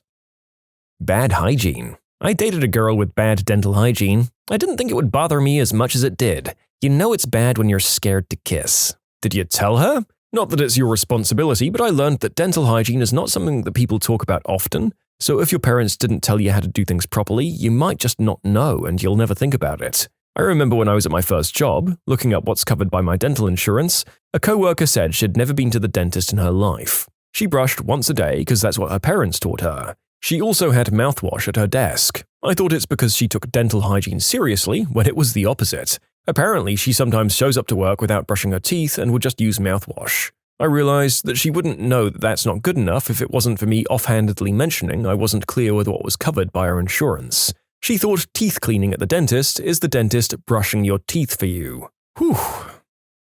Entitled behavior. People who act like the world owes them everything when they were raised with more than most people. People who demand respect but treat others poorly. My friend went on a date where the girl virtually had a tantrum at the waitstaff until she got what she wanted, when it was her screw-up in the first place, and then looked incredibly self-satisfied and smiled at him as if he should be proud of her. Nope, arrived separately and left separately. Years ago, I saw a couple seated at the table next to mine in a restaurant and the woman demanded something that they stopped serving there. She was incredibly rude about berating the waiter for its removal, saying that they must still have the ingredients, and when the manager came out, she said that she deserved her meal free. It was at that point that her date stands up and tells her to get her own ride home and strolls out the door. It was a young couple too, like 20 or 21. You can submit your own stories to be featured here on the channel. The story submission link is in the description below. And if you want to listen to some vibey music in the background, check out easymode, also linked below, and subscribe. When someone makes me feel like my feelings are invalid or that theirs are more valid than mine, my mum does it and it's crushing. Same line as this, not trusting my judgment. I'm frugal. I like to plan for the worst and hope for the best. I've had exes talk me out of my frugal judgment and it screwed me over financially. Not believing dinosaurs are real. I went on a date with a girl who told me dinosaurs were placed by God to test our faith and that's why carbon dating is a trick to get you into hell. There was no second date. I have a guy I work with who also doesn't believe dinosaurs existed. His logic is that the government clearly planted them to create tourism. He said, "What do you think, someone just goes to a site, starts randomly digging and just happens to find whole skeletons in the ground?" Ha! This man is my boss's supervisor. I can't imagine dating him. Someone who always talks but never really says anything. Say what you mean and mean what you say. Not having a capacity for compassion or empathy for others, including animals. Okay, to answer the many accusing comments that I'm getting, well, this is awkward. Folks, I'm not vegan. I'm really sorry if somehow my words led you to believe that, but I'm a filthy omnivore. I do love the passion of all these comments I'm getting though. The world needs more people like you. Also, I realize the moral and ethical dilemma of meat production. It's something I think about frequently. I try to give back to animal communities in other ways, supporting ethical farms, TNR feral colonies, fostering, rescue of hurt wildlife, stuff like that. Being rude to retail or service workers. My grandpa taught me long ago, if someone's nice to you but rude to the waiter or waitress, it's not a nice person. I have never forgotten it. Being too clingy too quickly. I had the girl tell me she loved me after 4 hours of talking, asking why I'm not responding to her messages and stuff, and it was an absolute no. I dated a guy, and the first month he was perfect, and I was quickly falling for him. One day he said, "My ex broke up with me and I screwed up his life for it. Haha. Turned all his friends against him. Don't screw with me." He said like it was funny and he was proud. Immediate red flag, and I instantly started thinking about how I've got to break up with him. Something similar happened to me with a guy that wanted to date me. He tried to impress me by bragging about how he'd lied in court about his ex to get full custody of the kids and ruined her life. If he was trying to be scary, it worked. My late father once tried to set me up with a woman from his church that he thought I should marry. I indulged him because frankly, I was curious to see what traits he thought a good wife for me would have. I was visiting my parents at the time and he invited her to lunch with us after church. I am not religious, but I used to indulge him on attending church on Sundays. By the way, I was seriously dating someone at the time, a woman who is now my wife, and he knew this. Another 5 minutes into the conversation, I mentioned something I'd read, and her immediate response was, and I quote, "Oh, I hate reading." All matter-of-fact like. I don't think I've ever lost interest in a conversation so quickly. She did not tick many other boxes either, but that was hilariously off base. Ooh, yep. You know, I like to think that I can mix with anyone from any walk of life, but that one statement is pretty much a libido killer right there. Also, I'm not making assumptions about people from the South this time. The author wrote that accent into the script. I've shared this before, but one time I went out on a first date with this girl I met online. I thought she was very attractive and we had so much in common that I thought she was perfect. In addition to that, we seemed to hit it off well through texts, so I figured the date would go well. We're at this bar and she suggests we play a people-watching game where we try to make up backstories for the people in there. I thought it sounded fun, especially since I played a similar game with friends on the train sometimes. Plus it felt like a good icebreaker to get us talking. Well, she managed to take all the fun out of the game by being ridiculously cruel in all her assumptions for no real reason at all. It felt like she was projecting issues she had onto these people. Like one guy was sitting at the bar alone and could have been waiting for someone, you never know, but because he was alone, he was apparently a freaking loser with no friends who hates his life. Completely killed the mood and I lost all interest in her after that. I just couldn't see myself going on a second date with someone like that, even if she checked all the other boxes. That's a really interesting way to conduct a personality test, without it feeling like a test. Did you match her stories or try to lighten her mood? How did she react to them? That's so incredibly fascinating to me. Being a cheater or being physically or emotionally aggressive to me or people and animals around me. The way a person treats their animals says a lot about them. I was seeing this guy for a couple of weeks. I stayed at his house for a weekend, and he had a dog. All this dog wanted was to be loved and petted and cuddled, but he would tell her no and use the fricking shock collar on the beep setting, sometimes worse to get her away from him. I noped right the F out of there. My dad thought I was being irrational when I told him I wasn't seeing him anymore because of the way he treats his dog. If you can't love an animal who just wants your attention and love in return, I think that says a lot about the kind of person you are.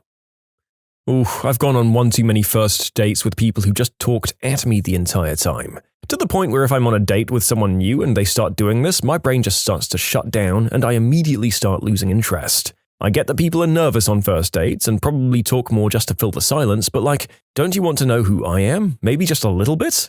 Ask me some questions. Give yourself a break from talking. It blows my mind when this happens, and then at the end they say, "Oh, I really like you, you're great." But they literally know nothing about me because I just spent the last 2 to 3 hours listening to them talk about themselves the entire time. Anti-vaxxers. It's a deal breaker if they like me back. I can't date someone with awful taste. If they're rude or mean to anyone. I'm being asked about this, and yes, I mean rude or mean to anyone. Even in a situation where someone is being rude or mean to us, that doesn't mean that you have to be rude or mean back. Rude and mean are unwarranted in my mind. They're often unprovoked behaviors towards innocent people. If someone's being rude or mean to you, then you can stand up for yourself. But that's not the same as being rude or mean. You can criticize someone's terrible behavior without being rude or mean about their personality or looks or whatever. Many people seem to be conflating being assertive with being cruel, and I think these are very separate things. Racism. I've turned away a few dimes in my day because of their crappy attitude towards other races. I don't have time to harbor your misplaced anger, and we're all humans. Keep that crappy behavior away from me. Confederate flag displayed anywhere is an instant veto. They lost. Get over it.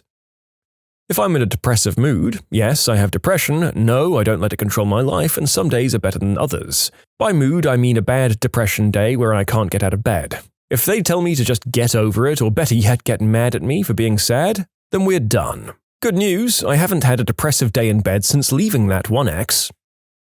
Gatekeepers. You know, the sorts of people who think listening to modern music is, quote, gay, and that I should listen to what they listen to. The sort of people that forbid you from being involved with anything they don't like. Ableism. Ask a girl out, meet at the date, and all is going well until we start chatting about high school and these innocent regrets everyone has, like trying too hard to fit in with a certain crowd or going head over heels for honors programs, menial stuff. Except included in her regrets was doing a walkathon event for autism awareness, in which she called it a tard race. She then proceeded to give me her explicit opinion on how retards shouldn't be in school, don't deserve public education, and how they're basically non-human. Don't think I've ever been so suddenly disgusted by an individual. Gaslighting. Nah, that's just something you made up because you're freaking crazy. Someone who's overly judgmental or wishes death on someone just because they think differently to them, or thinks they're the smartest person in the room. I met a guy like this and it came totally out of the blue for me because he had previously been everything I wanted. Then suddenly, he's explaining to me why he hates most women and why the government needs to be redone with his values at the forefront. You know, a lot of these things seem like common sense. I dated a really great girl in high school. Cute, sweet as could be, big-hearted, but she and her family were just really, really into Jesus. And I'm most definitely not, so we dated for a very long time but never clicked on that deeply personal level that we both wanted. And so we went our separate ways on good terms, aided by her moving off for school. If they have the opinion that people who are poor just don't work enough and that they're lazy, that's bullcrap and I'm done talking to you. A person's character can be judged by the compassion they have for animals. So if the person, guy in my case, doesn't like animals or treats them badly, he's immediately out for me. Bad table manners, especially speaking with your mouth full of food that you've just chewed, and being disrespectful to family and friends, egotistical, huge turnoff. Gossipy and into status and cliques. Putting the milk in the bowl first. Being disrespectful to someone that's working low-paying customer service jobs. A job is a frickin' job. They are not beneath you. They have feelings just like you do. We're all trying to make it in this world. Who did we consider cray-cray until history proved them right all along? Harry Markopoulos spent years trying to convince everyone, investors, journalists, regulatory agencies and stuff, that Bernie Madoff was a fraud based on forensic accounting. Madoff was one of the most respected names on Wall Street, and despite the overwhelming evidence, nobody was willing to entertain the thought he might be running a Ponzi scheme. Harry's book, No One Would Listen, is a great account of financial detective work and just the abject frustration of being absolutely certain you're right, but nobody believing you. If it ever comes out that we're in a simulation, this guy being named Madoff will be the Easter egg I point to when I convince people that the devs used interns from time to time. Ludwig Boltzmann. His equations and formulas explained the physical properties of matter, but as it went against the accepted laws of physics at the time, he was ridiculed and ignored for years while fighting for atom theory to be accepted. Sadly, he self-deleted just 3 years before Ernest Rutherford discovered the nucleus of an atom, proving Boltzmann's theory. Ignaz Semmelweis. That guy who suggested that it might be a good idea to wash your hands before performing surgery. Semmelweis supposedly suffered a nervous breakdown and was committed to an asylum by his colleagues. He died 14 days later after being beaten by guards from a gangrenous wound on his right hand, which might have been caused by the beating. Semmelweis's practice earned widespread acceptance only years after his death, when Louis Pasteur confirmed the germ theory. Hemingway, before he finally ended things himself, became extremely paranoid the FBI was following him. His wife and people around him just thought he was mentally ill and grew deeply concerned. Hemingway went as far as getting electrotherapy at a psychiatric hospital to try and help with the perceived delusions. Turns out the FBI had been following and bugging him for years according to declassified files. In comparison, there was the sci-fi writer Philip K. Dick, who was convinced that the FBI was monitoring him, so he kept sending demand letters that they release his file. His daughter was interviewed years after he passed away. It was in the bonus features of the Scanner Darkly DVD, if I recall correctly. The interviewer said, "I heard you've actually seen your father's FBI file, and it's quite large." Yes, it is rather large, but the only thing in there are copies of his demand letters. On the other hand, Hemingway was being relentlessly surveyed for 20 years because of his perceived socialist tendencies, and although he may have been paranoid, that doesn't mean that he was wrong. In the days of landlines, my phone was tapped. I could hear a strange hollow sound and I knew someone was listening. I'd had a bad accident and was home for almost a year and involved in a lawsuit. I told my attorney about it. He told me the insurance company wouldn't bother. I mentioned it to my roommate. She told me I was crazy. I began to notice a van parked on my street. It was there for several days. I thought I was under surveillance. My attorney and roommate said I was crazy. A person came to my door asking questions about the neighborhood. They claimed to be from a real estate company. They didn't go to the other houses. I thought I was being watched. My attorney and roommate said I was crazy. Several weeks later, my roommate's boyfriend was arrested for stealing physical and intellectual property from IBM. It was the beginning of the tech era, and he stole millions in hardware and software and ideas. We were being watched to see if we were involved. The phone was tapped. We were under surveillance. We were taped. I wasn't crazy at all, just wrong about why they were doing it. In 1912, the meteorologist Alfred Wegener described what he called continental drift, an idea that culminated 50 years later in the modern theory of plate tectonics.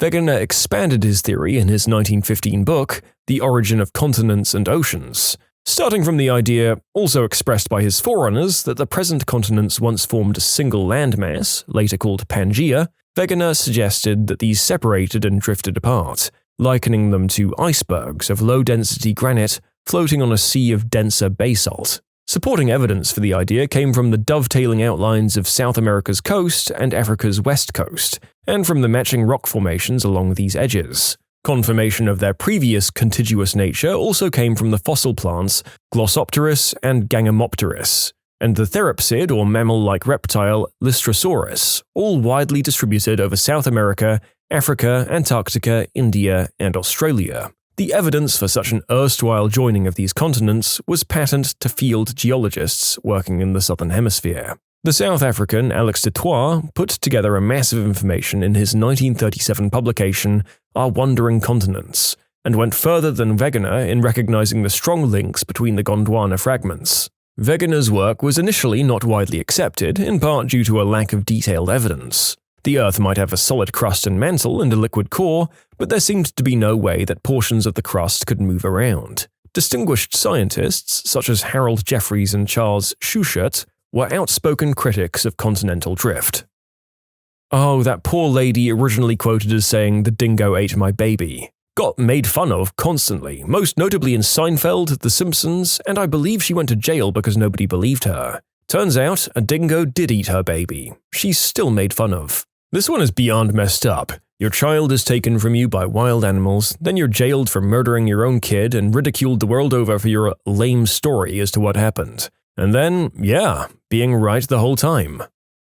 For a very long time, the medical community thought that stomach ulcers were caused by stress. A doctor in Australia called Barry Marshall claimed they were wrong and that they were caused by an excess of certain bacteria, and the cure was simply antibiotics. The medical community ridiculed him and nearly ended his career. He eventually decided that the only way to prove he was right was to infect himself, develop the ulcers, and cure himself. In curing himself, he was proved right and won the Nobel Prize for his efforts, and now stomach ulcers are very easily treatable. They previously affected 1 in 10 people. What's sad about these stories is that somebody coming up with a theory like that seems to be exactly the sort of thing which should excite medical professionals, as it's not only challenging their views, but also proposing a more effective solution. It's easy for me to be wise in hindsight, but it isn't as if he was advising people to rub a rabbit's ears and the good vibes would make the ulcers go away.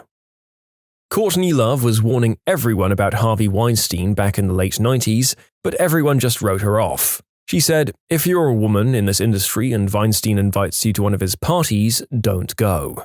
I fully believe that most of the rumors and bad press about Courtney Love come from Hollywood attempting to silence her. Don't get me wrong, I don't think she's a saint, but she's been very vocal on social media about her experiences over the last few years, and I always wonder if we would have known about the Hollywood stuff sooner if she had been given a platform earlier. The fan that predicted the show How I Met Your Mother's message and was shamed only to be proved completely right in the finale.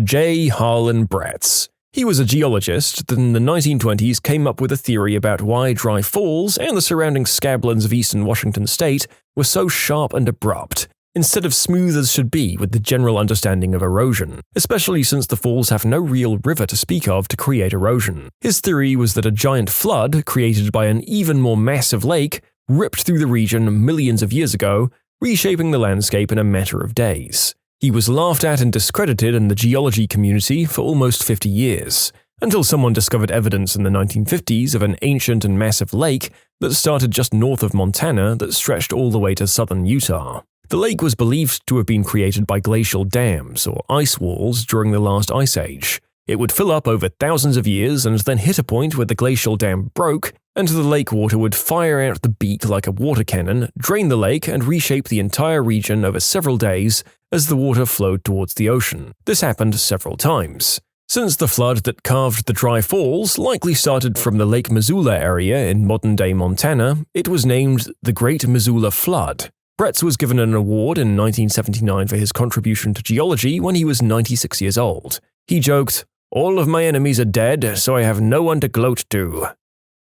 Martha Mitchell. She was the wife of Nixon's AG, John Mitchell. She was outspoken in the extreme and was one of the first to talk openly about what really happened around Watergate. Since she was also known to love her martinis, she was widely written off as a crazy drunk woman. She was kidnapped by Nixon's personal lawyer and injected with tranquilizers to keep her quiet. Later, behind the scenes, a White House doctor began heavily sedating her, and her husband locked her away from the press. Nobody believed her until Nixon resigned and the story came out. To this day, most people only really remember her as that loudmouth Martha Mitchell. Nobody was ever prosecuted for how she was treated because they wanted the nation to heal after Watergate and enter into a new era of bipartisanship. So guys like Roger Stone got away with it. See, that all worked out well. Yep, good thing we fully closed that partisan gap forever. Don't worry, Martha Mitchell, your subjugation paved the way to… Actually, it's better that you don't see what we have now. When the Civil War broke out, everyone on both sides thought it would be a quick victory. However, Sherman kept saying that it would be a bloodbath that would drag on for years. His superiors decided he was insane and sent him out west to fight the Indians or Native Americans just to get rid of him. After it all came true and they needed some better generals, they said, maybe we should bring back that Sherman guy. Yes, public opinion is rarely kind towards realists or pessimists during wars. During the American Revolutionary War, the British also felt the same towards Cassandras like General Gage and later Clinton. One was sacked and the other's army was denuded in favor of Cornwallis. Rather than accept a war of attrition, the British government preferred foolhardy yet aggressive generals like Burgoyne and Cornwallis and reaped the consequences. Before World War II, Japanese ultranationalists wanted to assassinate Admiral Yamamoto, the successful planner of Pearl Harbor, because he kept saying inconvenient truths like, "In 6 months, the Americans will overwhelm us," since America can easily outproduce Japan's manufacturing capacities and rebuild massive fleets. Jon Snow, and yes, that is his name. He was laughed at for believing that multiple cholera outbreaks could be traced back to a specific source and that it was due to contaminated water, essentially making him one of the fathers of epidemiology. He has a fascinating life that went beyond that as well. The Radium Girls. When radium had just come to the US and was being marketed on dials for war and watches, girls used their lips to fix the paintbrushes to make their numbers and dials perfect. Eventually, they started suffering horrible, painful experiences due to the radium.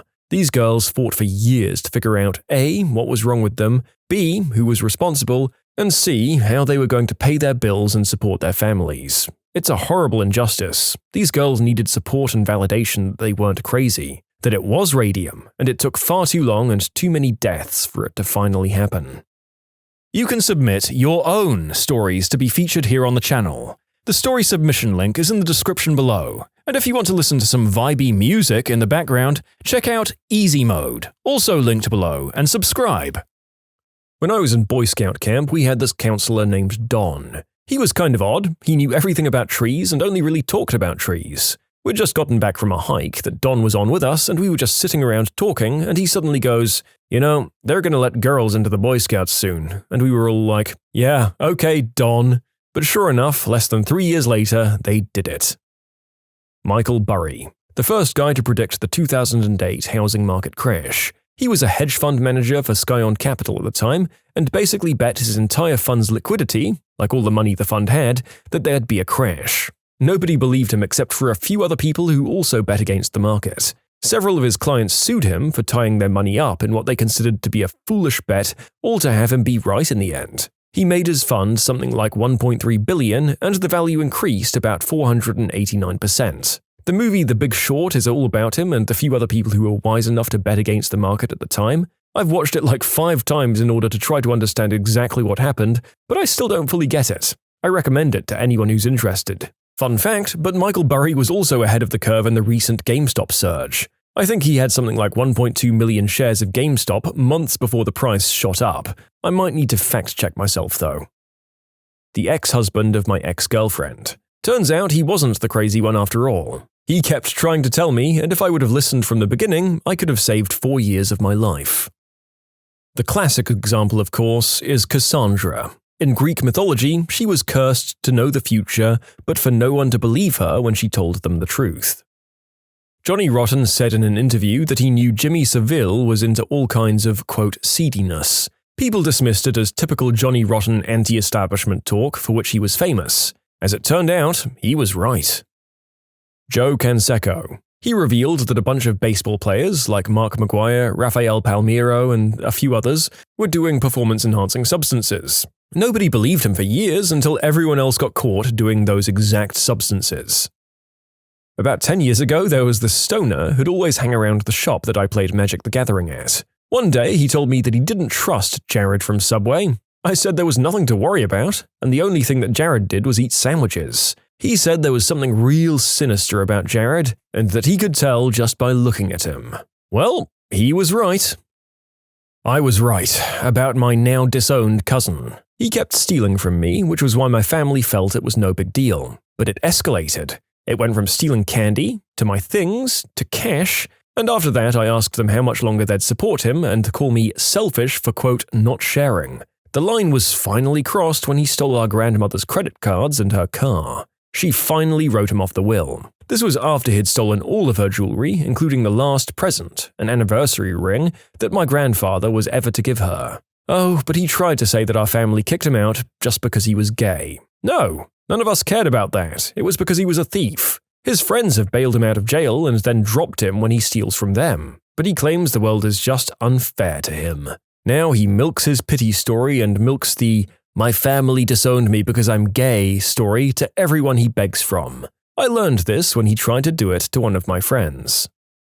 Corey Feldman. The guy went on national TV to tell everyone that there was a network of people taking advantage of young up-and-comers in Hollywood and that he himself had been taken advantage of in the worst way. And people laughed at him and shunned him. And then it came out that pretty much everything he was saying was true. The people who were tortured as part of MKUltra. Imagine trying to convince the people around you that the government is trying to make you crazy with mind control, only for years later to find out that not only was it true, but that you wouldn't get compensation for it, and you were subject to illegal human experimentation. The people who discovered prions. All the other biologists thought they were crazy to suggest one protein could be an infectious agent. Nope, those biologists were wrong and Nobel Prizes were awarded. See, despite these scientists getting shamed up until they're vindicated, I'm at least somewhat happy that once the community is proven wrong, they tend to actually dispense rewards and grants and things, unlike just quietly removing these people and never talking about them again. Sinead O'Connor. Young Redditors might not know who she is, but she was a singer-songwriter from Ireland who was a staple in the alternative music scene during the late 80s and early to mid-90s, who had some crossover hits. Anyway, at the height of her popularity, she was the musical guest on Saturday Night Live after cancelling an earlier scheduled spot in protest against the guest host, which was some dumb idiot stand-up comic from the 80s called Andrew Dice Clay, who was described by Scott Thompson as, "It's as if someone took your grandmother, the one who can't speak English, and taught her to swear phonetically, gave her a special on HBO and made her a star." Anyway, during Sinead's performance, she sang an a cappella version of Bob Marley's War, changing the lyrics to make it about the mistreatment of children instead of racism. At the end of the performance, she shouted something like, "Fight the real enemy," and ripped up a picture of the Pope. In the following weeks, people lost their minds, and on the next episode of Saturday Night Live, they had at least 3 sketches that tore her apart. A few years later, the Catholics scandal broke out internationally. Mainstream culture in the 90s was intense. It wasn't that far removed from satanic panic levels. Bart Simpson was legitimately considered a danger to family values, parents were protesting Mortal Kombat, those parental advisory stickers were introduced for music, and churches were still considered morally infallible. The progress still happening now with transparency into the Catholic Church, Boy Scouts and stuff, would have been unfathomable at the time. There was that one journalist, Gary Webb, who uncovered the truth that the CIA aided and abetted Nicaraguan Contra rebels in funneling white snow into inner-city communities. My mum. Turns out being emo really was just a phase. The people who said that the government was indeed spying on its citizens. The doctor who found COVID in China was arrested and then later died in a quarantine hospital after developing complications from COVID.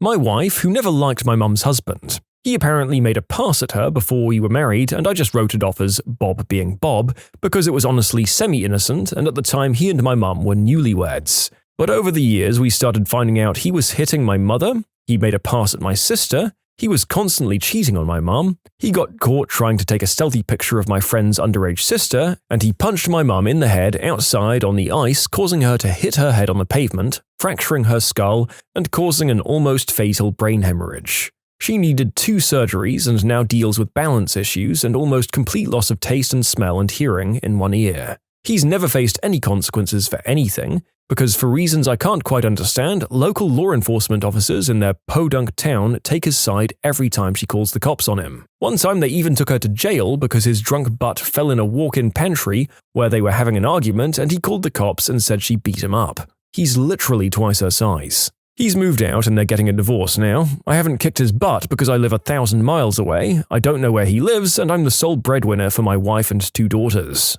If I go to jail, they'll become homeless. My mum doesn't want him in jail yet because he pays the bills, and if he stops working, she loses her much-needed health insurance and her home. The divorce trial is just around the corner, and my sister and friend's sister have agreed to testify against him.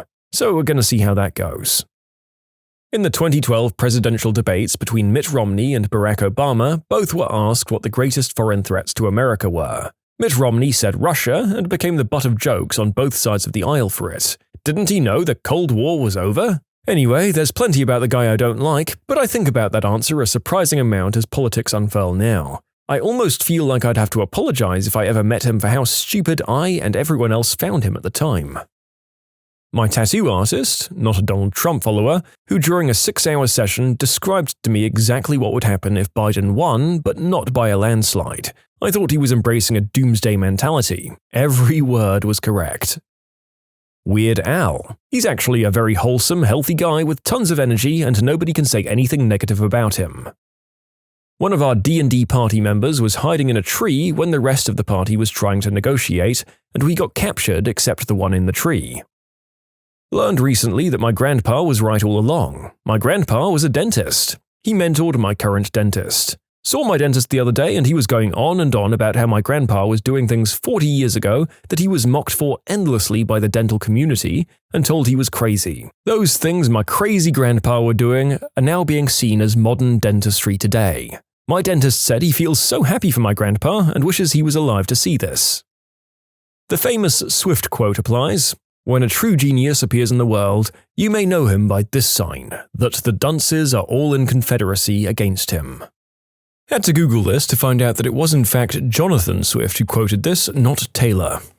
Unfortunately, we can't make this saying common knowledge because then every idiot conspiracy theorist in the world will feel bolstered by the knowledge that they are the one true genius. 2007 Britney Spears when she cut her hair. We thought she was nuts then. She could be, I don't follow her news. But after the stuff in 2020, we can all probably relate in some way. I kept telling people that Apple deliberately sabotages their phones to stop working over time via their updates, and that it doesn't matter if you reject the update, it will happen anyway. And lo and behold, Apple was caught out using planned obsolescences via updates to sabotage their own phones to twist its customers' arms into buying new ones. They said I was being paranoid. Well, who's paranoid now, Laura? Who's paranoid now? Congresswoman Barbara Lee was the only congressperson out of 535 members who voted no on the Authorized Use of Military Force Act after the September 11th attacks. There were also 12 present or not voting recorded. In her words, it was a blank check to the president to attack anyone involved in the September 11th event. Anywhere in any country without regard to our nation's long-term foreign policy, economic and national security interests, and without time limit.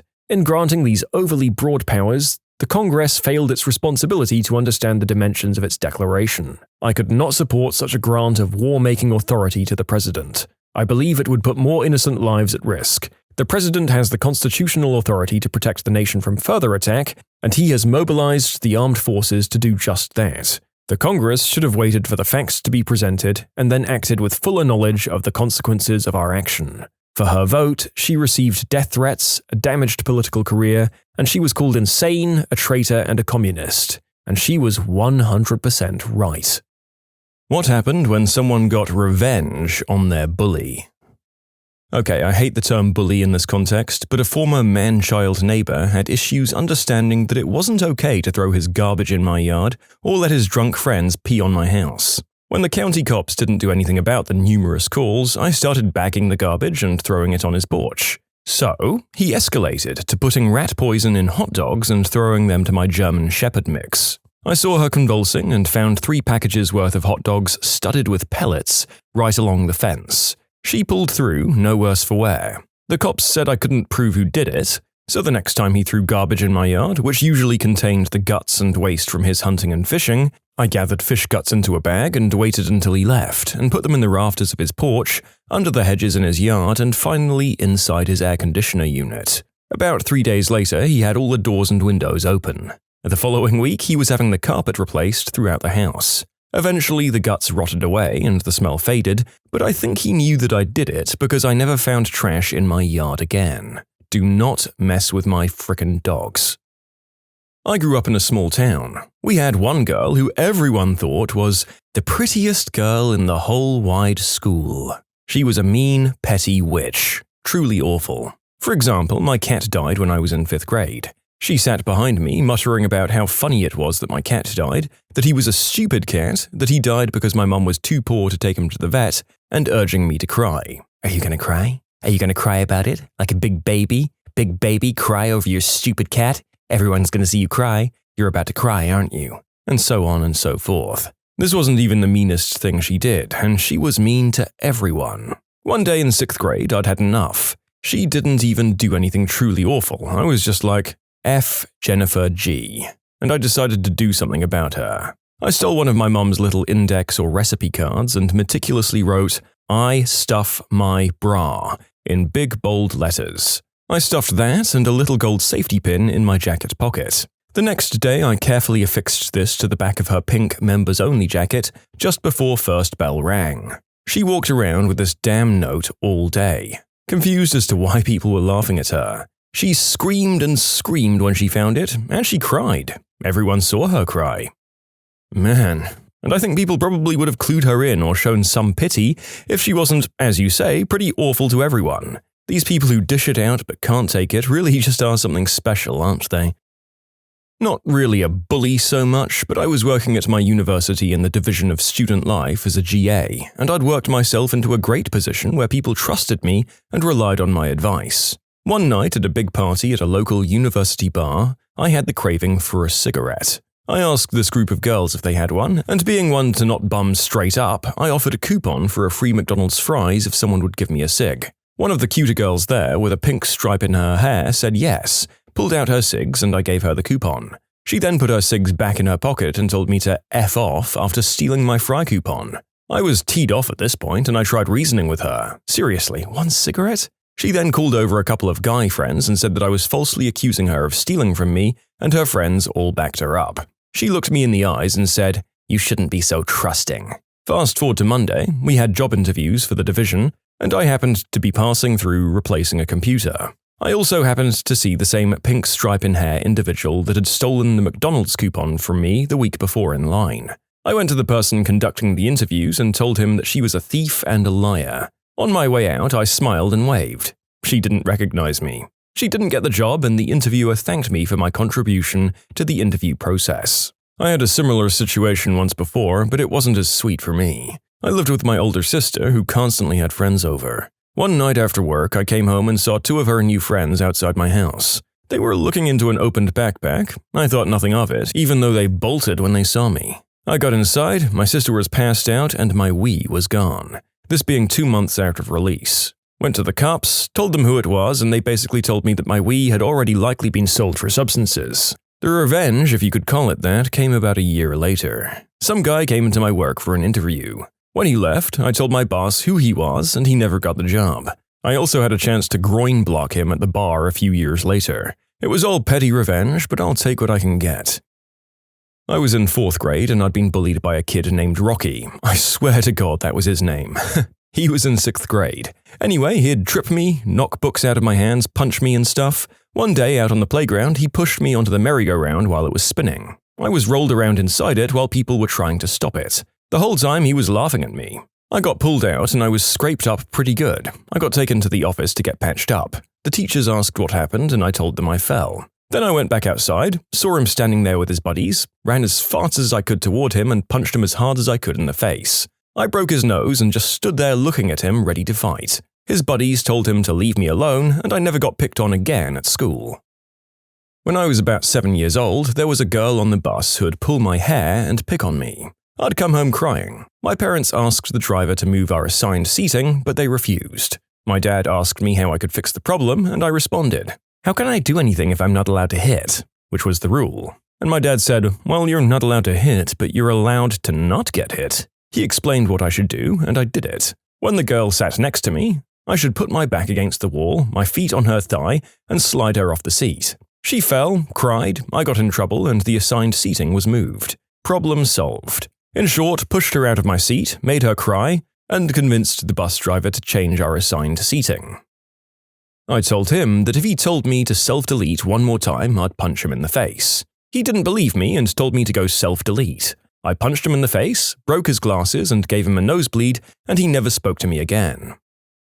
My buddy and I pulled a prank on a bully called Adam during the last 2 weeks of high school. We were hanging out at home playing video games, and Adam surprised us by stopping by, under the guise of apparently wanting to be friends, despite having picked on us for the better part of 4 years, and one time shanking me with a pencil. Within about 5 minutes, he was pressuring me to write his final assignment for him. A speech for debate class. At first I said no. I mean, what is this, some comic book cliché? What'll he demand next, my milk money too? But then my buddy kept winking at me, putting the pressure on and convinced me that we should do it. After some negotiation, we agreed to put together a speech for him, but only if Adam would pay us $25 and also pick up a rather elaborate dinner order from Wendy's for us to eat that night. He agreed. My buddy and I ate well that night, and we had a plan. What we actually gave Adam was a quickly and pretty poorly written and somewhat incendiary speech titled The Silliness of Martin Luther King Day, which contained, among other statements, the one that, if America really wanted to celebrate a true hero, it would instead be Joe Namath Day. And I'm serious, that's what we wrote. We honestly believed Adam would read this at home, realize he had been had, and be forced to rewrite and memorize a new speech in the wee hours of the night. Except, it didn't go down that way. Imagine my surprise when Adam actually delivered that very speech in class the next day. He didn't have the memorization down, he kept referencing his papers, but he marched on. And the look on our teacher's face was just priceless. I think I peed my pants, I was giggling so hard. The other kids in the classroom were in shock. As I recall, the teacher made Adam stop his presentation and told him to leave the classroom, and she yelled at him in the hallway. As far as I know, Adam never fessed up that he hadn't actually written that paper, and I'm still not quite sure he ever really figured out just how brilliantly he had been played. What? Wow, that's just wow. I mean, I had to Google Joe Namath, and it seems like he's not anyone super controversial or anything, but even just the title of The Silliness of Martin Luther King Day is giving me anxiety and probably nightmares of YouTube cancellation if I said that. So yeah, I don't know how he didn't realize it was bunk the second he wrote it. Well, I graduated and they're either substance dealers, in jail, or dead. The best revenge is just living well. In my secondary school, when you were about to leave, you would wear your school uniform shirt on the last day and people would sign it for you. There was also an option to wear your own clothes for the last few days. So this guy who was leaving came decked out in the best of 1980s sports fashion, wielding a permanent marker, and instead of signing the shirts of leavers, he went around scribbling on the shirts of kids who were younger. Now, bear in mind, we were pretty poor, and if I came home with my uniform in a mess, I'd get grief because we couldn't afford to replace it. He grabbed me and scribbled all over my shirt, and somehow, using as yet unknown Quicksilver powers, I grabbed the marker off him and managed to scribble not only all over his Sergio D-bag windbreaker, but all over his face and neck. He punched me in the chest, I'm a girl, but it was worth it. Two random strangers came during a bullying session in a public place and they punched my bully for some time while calling me their friend. His entire class was afraid of me after that. I still don't know who my saviors were, but thank you. Well, my revenge took place years after the bullying, but let me tell you, the feeling was magnificent. I was driving one night and I got rear-ended. This took me by surprise, simply because I thought this was at 3 in the morning and I was the only vehicle on the road at this time in this area. Or so I thought. Turns out he was driving drunk, and I just so happened to have neck pains and trouble sleeping due to the traumatic event when I testified in court. So I was able to sue him for enough to pay medical, my vehicle, and a little extra pocket money. That's what you fricking get for pushing me into the locker, Chad.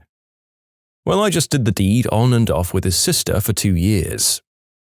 I had a friend who had a bully. He had a locker above my friend and would intentionally drop books on her head, push her around and insult her throughout the year. And we all had a class together where he was generally a jerk to anyone that he could be a jerk to. Before class started and before anyone else was in class yet, the teacher had to step out for a bit and it was just the 3 of us in the room. My friend was and still is very tiny, but that day it didn't matter. She snapped and had enough of his crap and went on the attack. I don't think she could have done much damage on her own, but I stepped in. Puberty was swift for me, and I was one of the largest kids in my school. By 5th grade, I was already the size of an adult woman. I pinned him to the wall and let my friend kick the crap out of him and punch him in the jewels. He didn't speak to either of us after that, and we never got into any trouble. I don't think he wanted to tell anyone that he got beat up by a couple of girls.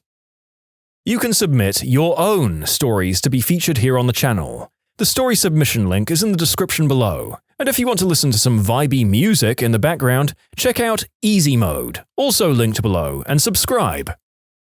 I got bullied by this girl in high school for being fat. I lost 100 pounds after I graduated. I looked completely different. Even some family who didn't see me during the process just didn't recognize me. Then I ran into this girl again 2 years after high school at Starbucks. She started a conversation with me as we were stuck at the same table together in the busy cafe. We talked, and a week later we did the deed. And then I added her on Facebook to show her who I was. She just did the deed with the fat kid she grew up bullying. Not your traditional revenge, but hey, bumping uglies with my old bully is worth something, right?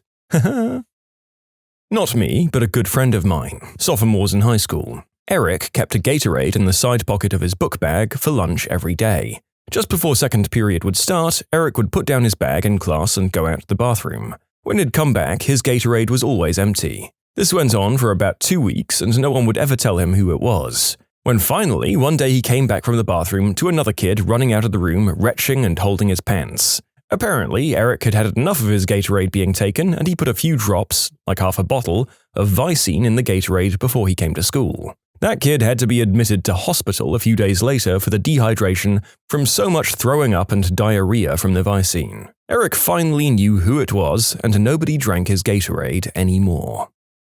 There was a kid named Matt in my school who in 8th grade had developed a rating system for the girls based on the size of their chests, and he kept getting away with saying gross things to them. He had been reported to the guidance counselor and faculty repeatedly, but they kept saying, "We can't do anything about it if we don't personally see it happening." Which is like, do you think he's stupid enough to do it in front of you? He also kept calling me Mimi after the Drew Carey Show character. I was getting sick of it after a few months and fruitlessly talking to the guidance counselor about that as well. I finally realized that none of the adults were going to do anything about it. Then one day at lunch he called me Mimi, and I turned around and told him, "If you call me that again, you're not going to like my reaction. I don't know what I'm going to do, but you're not going to like it." Which was true. I just figured I'd react in the moment. 30 minutes later he called me Mimi in the hallway, and I turned around and gave him a big, open-palmed roundhouse slap across the face. He was completely taken aback. All I had to say was, "I told you you weren't going to like it." I got suspended for about a week. My parents were furious at me.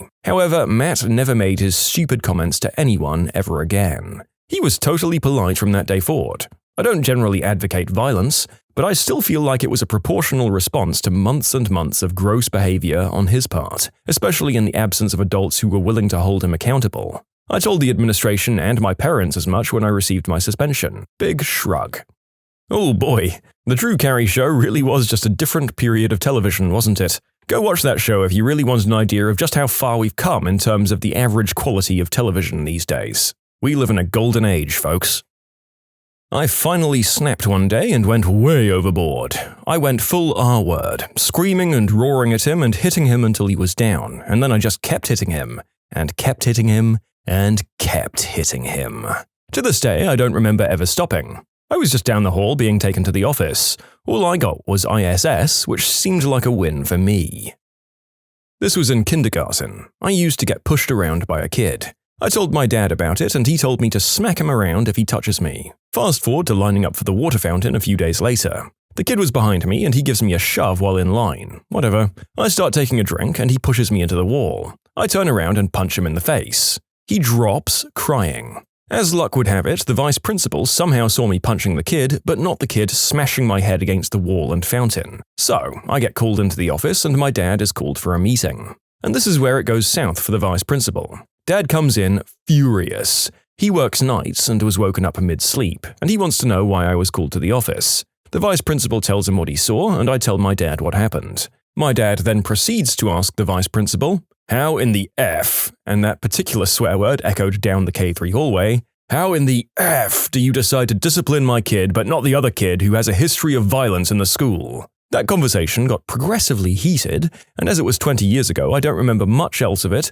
but I do know the more the vice principal tried to explain himself in vain, the worse his argument became to my dad.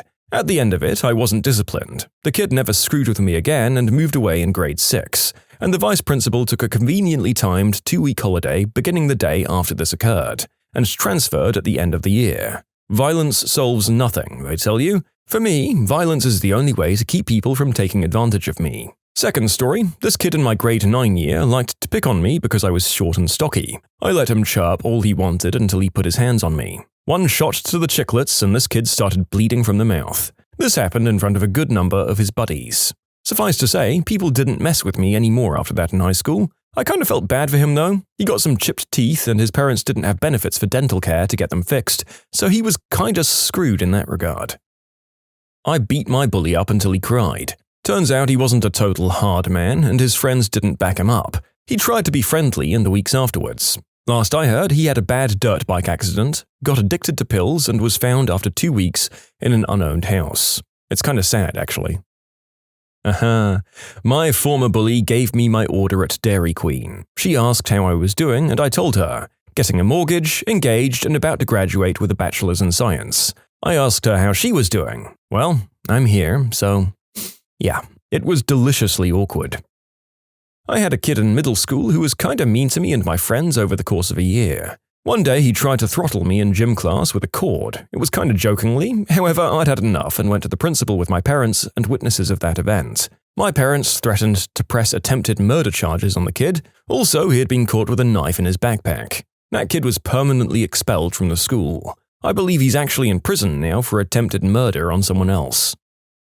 In high school, I had a verbal bully. He never got physical, but I would always hear about how fat I was or what I was reading. This was in the early to mid-90s, so manga wasn't as mainstream as it is now. He lived a few streets down, and his parents knew he did all that stuff, they just didn't care. So in my junior year, a new high school opened and I transferred over. He stayed at the old school. I help set up all the new computers and networks at the new school, and I graduate. The school then hires me as a computer tech, which was great because it was awesome pay for an 18-year-old. So my first year as a computer tech, who do I see? That's right, he did something in his senior year at my old school that got him kicked out and had to repeat his junior year. So he was now a year behind me. So I'm walking through the hallways with an assistant principal. Damn, I missed that guy. I would have followed him to a school in hell itself. I was talking with said assistant principal about what computers I was going to move and stuff. The bully sees me and just starts up again like no time had passed. I just stare at him and then at the AP. He lays into my bully about showing proper respect for the faculty and staff, while my bully just has this dumbfounded look on his face. It was amazing.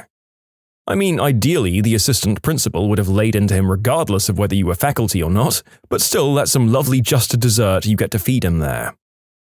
I wouldn't say I took revenge, I just finally snapped like Ralphie from A Christmas Story one day and started repeatedly punching him. In the middle of maths class, too. The teacher took me out of class and I figured that I was doomed and on my way to see the headmaster. She said she knew he was a bully, but hitting people in her class was not okay and to never do it again. Then she placed him on detention. The bully gave some kind of grudging apology the next day and said he respected me for finally standing up for myself. Well, thanks, I guess. He never bothered me again anyway. I outgrew mine after puberty, outsizing him. The F-word became much smaller than me, and we fought a year or so later so badly that his family took him out of my school. Turns out I had a thing about bullies, and then I enjoyed bullying younger bullies. Oh, I remember a story where I totally got revenge on this C-word. She was horrid. We were at a retreat that I'd saved for ages to go to, and everyone else was a stereotypical rich kid who didn't like anyone who wasn't rich. They knew my budget for the weekend was $100 and didn't want me to join them for meals, so their solution was to go to $100 plus steakhouses every night. They called me the poor B-word, and my roommate for the hotel we were staying in was just awful. So after her being particularly toxic for one day and then leaving for dinner, I realized there was one day left at the retreat and her underwear drawer was unguarded. I put icy hot on her last pair of clean underwear. Frick you, witch. Enjoy the burn down there, maybe the next time she'll be more careful who she teases. I used to get bullied for my lunch money in middle school by 2 guys for a whole year, one of whom used to be my friend in elementary school. They'd sucker slap me across the face from behind, push me against lockers, spear me. This is when Goldberg was popular in WCW. It got worse because this girl who I'm still friends with would stick up for me. What made it worse was the fact that she was a girl sticking up for a boy, which in their words made me a sissy B-word. Well, as time progressed, I started growing rapidly in height, towering over them, while the 2 guys were pretty much the same height or only grew a couple of inches. They stopped picking on me physically, obviously, but kept verbally at it. I guess I just snapped because they were picking on one of my other friends for lunch money, and I kneed the guy in the solar plexus and just rammed the other guy's head into a water fountain as hard as I could. The feeling I got after doing that made me so violently hyped and surprised at how light they were. All 3 of us got ISS for a week. They avoided my presence ever since that incident. I did have to watch my back though because their friends threatened to jump me. Nothing came of it, just a bunch of scared loud hyenas with hurt egos. What caused a teacher to have a complete breakdown? Woohoo, do I have a story for this one.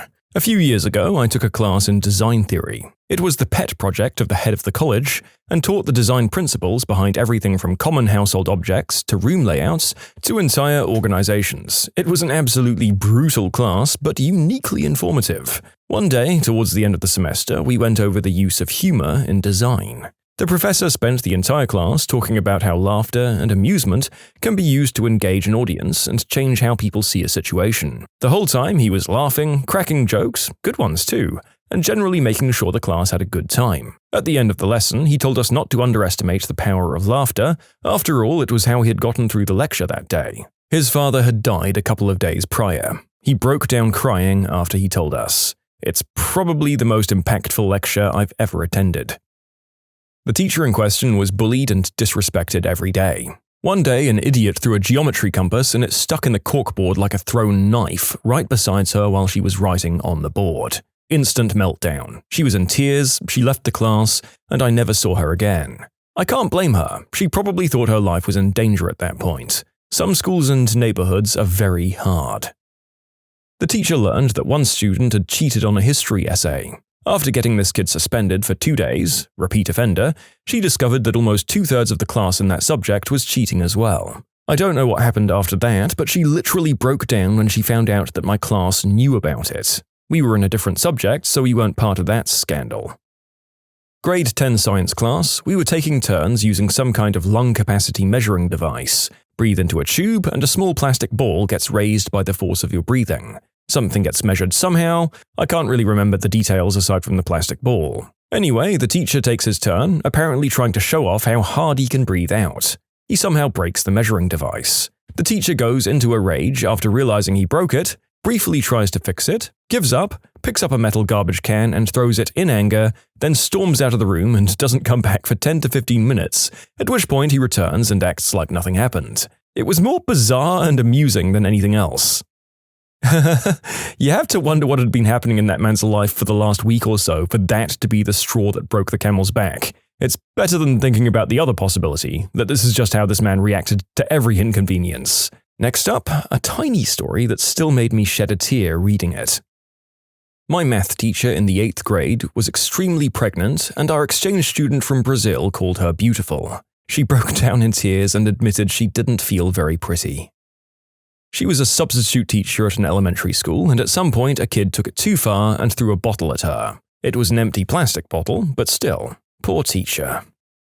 My favorite science teacher in high school was slowly being forced out by the administration. One day in class, she stopped teaching and sat down in front of us and told us that she'd just been diagnosed with MS and began sobbing. The entire class got up and gave her a long group hug. It's one of my most cherished memories from that chapter of my life. We made our English teacher cry, but we really didn't want to because we really liked her. She was about to switch to another school and she had some really important things to do. She needed to call someone, so she gave us a task to do and left the room for like 5 minutes. We were a horrible class, around 16 or 17 at the time, and mainly boys. We had breakfast together that day and stuff was still in the classroom. So the boys decided it was time to throw it around and hit the window with a stick of butter. While one boy tried to clean the window using a squeegee, someone else decided to throw out the trash. Another teacher came because she saw the trash flying out the window of the classroom, and in that moment she started yelling at us. The other teacher came back. She immediately started crying as she saw what was going on. I think she was angry and overwhelmed because she liked the school and didn't want to leave, but at this moment we were the little buttholes making the decision easier. But the next week she came into the class and had written a small poem for us about being too old to throw around trash and playing with butter.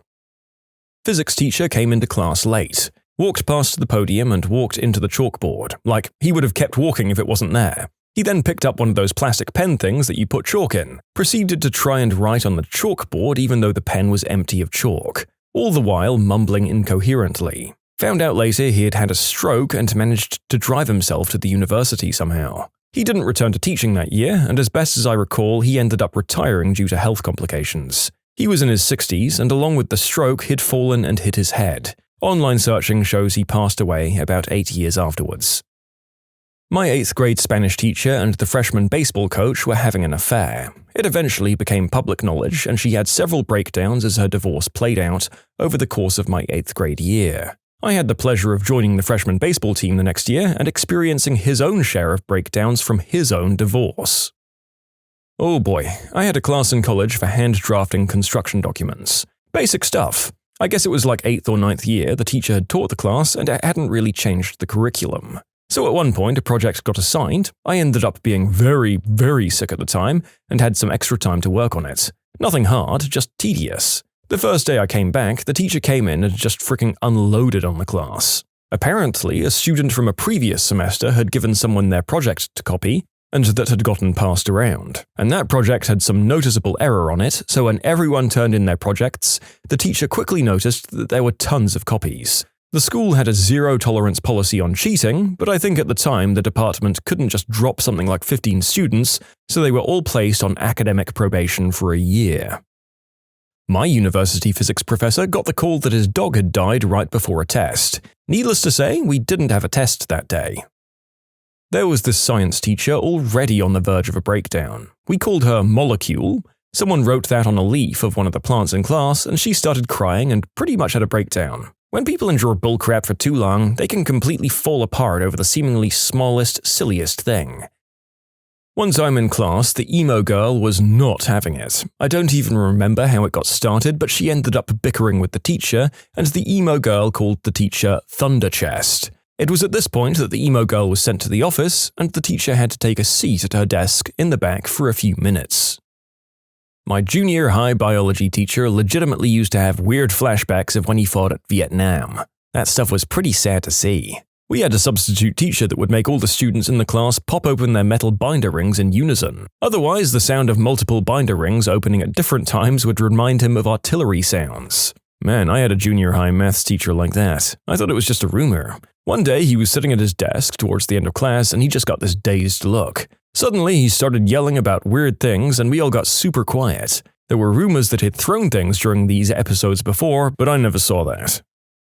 The one that sticks out for me is my history teacher, who was a level 10 incompetent at anything. She usually blathered on through class about stupid things. She was always very well put together, dressed well, hair done, it's just there was no substance to her teaching or conversational topics. One day she started talking about a coworker she was very close to when she was young. Mind you, she had to be approaching her 60s. The story started out innocent enough where we were all basically ignoring her, and pretty soon it veered off into this terrible reality. Her coworker had gone home from work and died in a car accident on the way home. This had to have been 30 years ago. She was crying, saying how much she missed her, and how crazy life can be. The way she explained the story was so sad too. They'd made plans the following day, and my teacher was excitedly waiting for that coworker to come in. I disliked that teacher immensely, but I do feel sorry for her. She stood there crying because her friend was gone. I don't think at 15 I could imagine that sort of loneliness or pain. But now, a good 15 years later, I've had her experiences and I sympathize with her. I mean, yeah, that is inappropriate as all hell. Since it seems like this story is from a while ago, it seems a little wistful to hope that she got therapy, because that truly sad story probably needed to be unpacked somewhere else. My history and government teacher has been to Vietnam, and it's quite known that he was on the front lines. So, in the middle of a lecture, a girl raised her hand and asked, "Have you ever killed someone?" The question caused him to go silent and leave the room for quite a while. Luckily, the girl was ripped a new one by her fellow classmates. My best friend caused the school librarian to lose it because she thought she caught him cranking it in the non-fiction section. For clarification, the librarian accused my friend of tickling his pickle in said section of the school library. He's denied all allegations and refuses to answer any more questions on the matter. Not my teacher, but my younger sister's one at the time. The class was making fun of her recently losing a baby and her mum dying of cancer. Yes, children are cruel. Jesus Christ. My math professor in college was going through a divorce and they were fighting for custody of their 2 younger children. You can tell he was irritated because he wore his emotions on his sleeve. One day he came into class about 5 minutes late and he was physically shaking. He was violently crying and apologized to us and said the class was cancelled. He apparently lost the custody fight with his ex-wife. I had something similar. My math teacher, around 2006, was going through a divorce. We all got the impression it had thrown her deep into some sort of depression. She was absent a lot, and sometimes she just gave us a paper with math problems to solve while sitting lethargically at her desk. One time, she totally broke down in front of us. She just randomly told us that she saw one of those "Have you seen our cat" flyers pinned to a tree and called the owners to ask how it is to own a cat. The owner felt ridiculed and allegedly shouted something, and she sobbed while repeating, "I just wanted to know how it is to have a cat." Man, I felt so bad for her. Some absolute moron said he'd pee on the teacher's grandpa's grave. Said grandpa had died 2 days earlier. He was showing us a diagram of a baby in the womb when it started off as an egg, and the diagram was spinning around, and we kept asking if the baby spins out for 9 months and does it get dizzy. He headbutted a locker. You can submit your own stories to be featured here on the channel. The story submission link is in the description below. And if you want to listen to some vibey music in the background, check out easymode, also linked below, and subscribe. This one cool guy, let's call him Davy, tormented our English teacher for no reason. She was a very sweet and passionate lady about her job, but this guy was a DICK. He would write things on the board before class, really small in random spots like witch, pig, and just other random insults and swear words. The one day that he caused the breakdown was when he stole the remote for the wall-mounted TV. Her class was the time period that had the daily announcements, so the TV was heavily used. So she searched for the remote, couldn't find it, and had to stand on her tippy toes to control the TV from the button on the front. A little bit through the announcements, the TV turned off. Everyone's reaction was, weird. So the teacher got back up to turn the TV on again. A minute or so later, it went off again. Of course, at that point, she starts getting suspicious and jokes, "Okay, is someone playing a prank on me?" No one says anything because nobody knew Davy had the remote. He repeats turning it off 2 more times directly after she turned it back on, and she snapped, "Okay, who has the remote? Who's doing this?" And being immature 9th graders, we all started snickering because that crap was pretty funny. After nobody fessed up, she starts unloading about how she's having a tough time lately and starts spewing out all this info about her personal life, just ranting away. During the middle of her rant, Davy turns the TV on and starts flipping through the channels. The teacher lets out an animalistic yell and bursts into tears. Cue the entire class with shocked Pikachu face. She throws the classroom door open and runs out. She was gone for like 20 minutes and returns with the Junior Reserves Officers Training Corps representative for our school. Literally our hard-as-nails drill sergeant. He was calmly talking to us about how what we were doing as a class was crappy to her,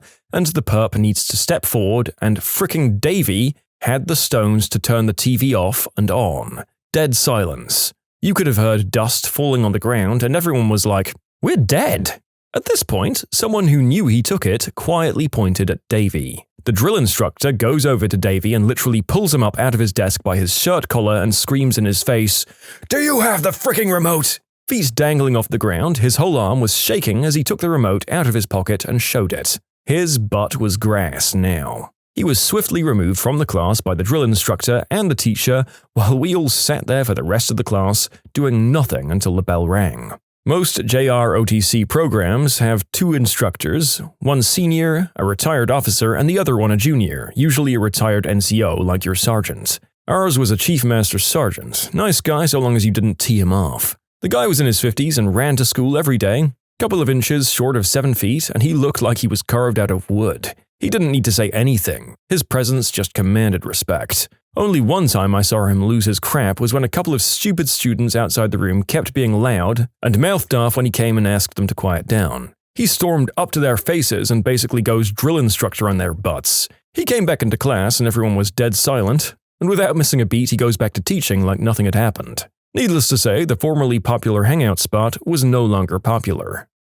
Nothing like being screamed at by a military NCO to set you straight, hopefully. I do wonder where that falls in terms of the kids being able to report on excessive harshness at the hands of faculty, but then again, which administrator is going to mess with one of those guys? That's a whole other kettle of fish. I can provide a more positive breakdown from years ago.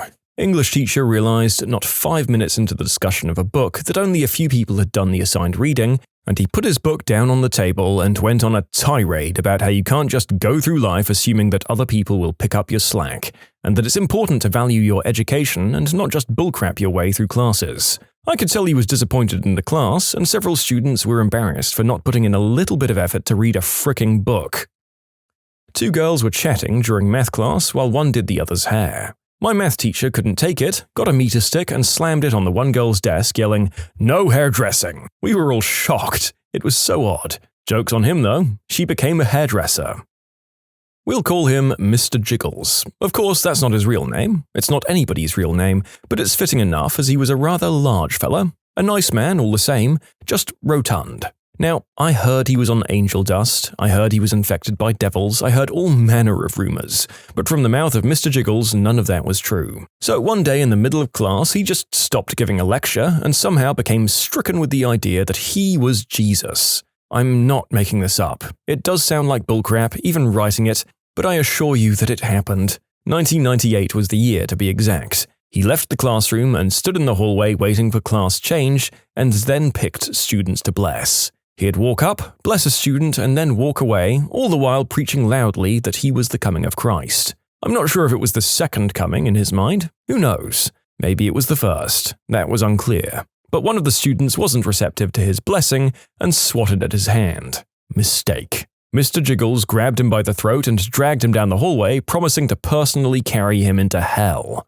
He actually just carried him into a biology teacher's classroom. That teacher tried to talk him down, but it wasn't working. The police and emergency medical services arrived quickly, and no one was hurt. Now, I think everyone just assumed Mr. Jiggles was fired, but the next year he was back. Everyone had a version of the story and a theory for why it happened. Some say his wife was cheating on him, others said it was some substance-induced psychosis. But one day at lunch we were talking about something unrelated and I just asked him point-blank what had happened. And the answer? He was on some kind of psych meds, he had run out and forgot to refill them before hitting empty. His pharmacy was out of that particular medicine, told him it would be 5 days before they got it in, and he thought he'd be fine for that 5 days. Well, he was mistaken. September 11th, 2003. I was a senior in high school. Although on the East Coast, we weren't close to New York. And to my knowledge, the teacher had no connections with anyone from New York. We were in the first period and we'd had a moment of silence and remembrance at the time the first plane hit the tower. I think it was a Channel 1 thing. The teacher broke down. She was panting, pulling her hair, and began mumbling to herself. The mumbling became louder and she started to pace. Finally, she walked over to a coffee pot that was in the room, picked up a large Ziploc bag of ground coffee while screaming, "Man, I wish this was smack. I need it right now." She then fell against the wall and slid down. We let her go on for a minute or two before a few of my friends and I went over and helped her up and walked her to the front office. We got the best long-term substitute after that, a true influence I'd only seen a few times in all of my schooling. Ooh, I feel legitimately bad about causing this one. Junior year of high school, my literature teacher was from Wisconsin and had a very thick Midwestern accent. This was in the South, so a number of her intonations were very noticeable. In particular, words with an AG syllable stuck out. Like bag would be pronounced like a mixture of bay and egg. Bag. She was reading a passage from Beowulf to the class one day, and to paraphrase the modern English translation, came across the following sentence. So Beowulf killed the dragon with the dagger. It was too many Midwestern syllables too close together for my friend and I to handle it tactfully in our 16-year-old mindset, and involuntarily we laughed. Upon attempting to cover it up, it probably sounded more like a snicker and she did not take it well. I wish I could say she scolded us, but it was so much worse than that. She shut the book, looked at the floor and straight up cried for what must have been 45 seconds. But it felt like 45 minutes, I can tell you. Dejected, breathless sobs. Once she had recovered from this, she picked it back up from where she'd left off like it hadn't happened. Even though generally speaking I really disliked that teacher, it sucked knowing that our immature reaction caused her to feel ridiculed. We didn't have malicious intent, but the result was the same, and we of course apologized to her privately after the fact. Yeah, I think it's a mark of hope for a kid if they feel guilt for actually making people cry instead of doubling down and laughing at them more. Not great, not terrible. Hopefully they learn to do better. I wrote a paper about a difficult life experience I'd had growing up, and it made my teacher sob. I just wrote about my sister on the day she passed away and how I felt a few months after that. When my mum came in for a talk about my grades, they talked about loss and cried for a while together. I can tell you I felt very awkward in my classroom after that. A couple of students were arguing across the classroom. One of them thought he'd be clever and tell the other one to go use a noose. The teacher ran out of the room crying and came back in 5 minutes later screaming at him that her dad had self-deleted that way and called him a horrible boy, and she frickin' quit. Like that week. Everyone gave him the verbal kickdown of a lifetime after that class. Perhaps a bit far, but I think somewhat deserved. My IT teacher spent 15 minutes trying to figure out how to turn the volume up for a video. An IT teacher, mind you. Someone who teaches in technology, not knowing how to turn the volume up. When she finally figured it out, the whole class applauded and she broke down and left the room. Admittedly, this makes us look bad, but she was an awful teacher who clearly had no clue about anything in the subject. We didn't like her, so we let her figure it out herself. My God, that poor woman. It was probably some administrator who decided, well, we need an IT teacher and everyone here is old as dirt. Stacy, you graduated 2 years ago, so you're the most qualified with technology. Stacy was probably like, no, I don't know anything about computers. I'm a Spanish major. I can't teach IT. What? Nonsense. You fixed the printer the other day and you got rid of that virus on my phone. The class is yours. No. I just put more paper in the printer and your phone didn't have a virus. It was a Facebook ad that said you had a virus. I don't care. You're teaching the class. Congratulations. What good jobs could young people get qualified in for a great career? Draftsman in the construction industry. Basic knowledge of CAD and construction techniques, and you can get a high-paying job at a metal or millwork fabricator doing shop drawings. No need for an engineering or architect degree. Every company I know is undermanned, and those draftsmen are typically over 50. I started as a drafting major, but I switched after a few semesters. It's a great skill and it can be fun, but when I saw the jobs people were getting, it turned me off. The engineers get to play around and do the fun parts and leave the boring detail work to the draftsmen. Trade work is pretty well known as a solid option, but I'll say specifically, anything related to utilities. Electric, water, gas. I work in that field. I'm 35 and I'm so young compared to virtually everybody else that it's downright uncomfortable most of the time. And these things need to continue existing and being maintained, but I'm not seeing the next generation taking over. I work in utilities, the entire workforce is grey. But I've also been eating crap pay, crap hours, and zero benefits for 2 whole years waiting for someone to retire or die or something so that I can get a real job. It still hasn't happened. They might be dinosaurs, but they jealously guard their cushy public sector jobs and don't leave until that nest is good and padded. Collision repair techs. You change body panels and structural pieces. Repair body panels by pulling dents, bondoing, and sanding them smooth for paint. There's a lot more to it, but that's the general gist of it. You see, everyone wants to be a painter. Painters grow on trees. It's easier and pays more, but it's hard to find a good tech nowadays, at least in my area anyway. CNC tooling, CNC programming, aircraft contracting. I knew of a few contractors making well over $100 an hour and hitting 60-hour weeks. You want to know why all these jobs are aging out? It's because no one wants to train anyone or take on inexperienced people. I'm completely willing and able to learn if I don't have the experience a position is asking for, yet they just assume people are gaining it elsewhere, I guess? How can I gain experience if no one is willing to train me? It's so frustrating. In the US at least, OB-GYNs. About a third of currently practicing OB-GYNs are 55 or older, and as they retire, there aren't enough younger doctors to replace them, which is leading to a major shortage, especially in rural areas. It's estimated that about half of the counties in the United States have 0 OB-GYNs practicing currently, and it's anticipated to get worse over the next couple of years. The narrator would like to add that although there's a lot of ideas being presented in this video, you need to do your due diligence and research how valid a career this is in your particular area, or if you're willing to move to consider practicing it somewhere where there's vacancies and it pays well. This previous example might be a good career in some areas, but there were numerous replies to this, with people chiming in to say the states where OB-GYN wasn't actually a valid career path. So use this video to find jobs that sound interesting, and then use your interest as a springboard to look up the state of the job online and how it could apply in your situation. Medical lab technologist. These are the people that perform all the tests that doctors order. My friend is a clinical lab scientist in a large metropolitan area, and he said hospitals are desperate to find more young people to hire. One of the drawbacks, though, is that this is a job that works around the clock, so a lot of opportunities are for the night shift. You do get paid a hefty amount more, though, if you don't mind working those hours. The auxiliary support side of healthcare is in need of fresh new talent, in my opinion. This covers a wide range of skills and career paths. School psychologists have been stable at roughly a 40% shortage of professionals since the 1960s. It only takes 3 years of grad school. The third year is an internship in which you can expect to make around $50K. Once you get a license from an NASP-accredited program, throw a dart at a map of the US and you can find openings. The national average salary is $70K, plus all breaks and summers are off. We desperately need more people in the field. Every school is intended to have their own school psych, but due to shortages, many of us work at co-ops that serve a number of districts, and may serve as many as 4 or 5 different schools, so no shortage of opportunities. For more information, look us up at nasponline.org.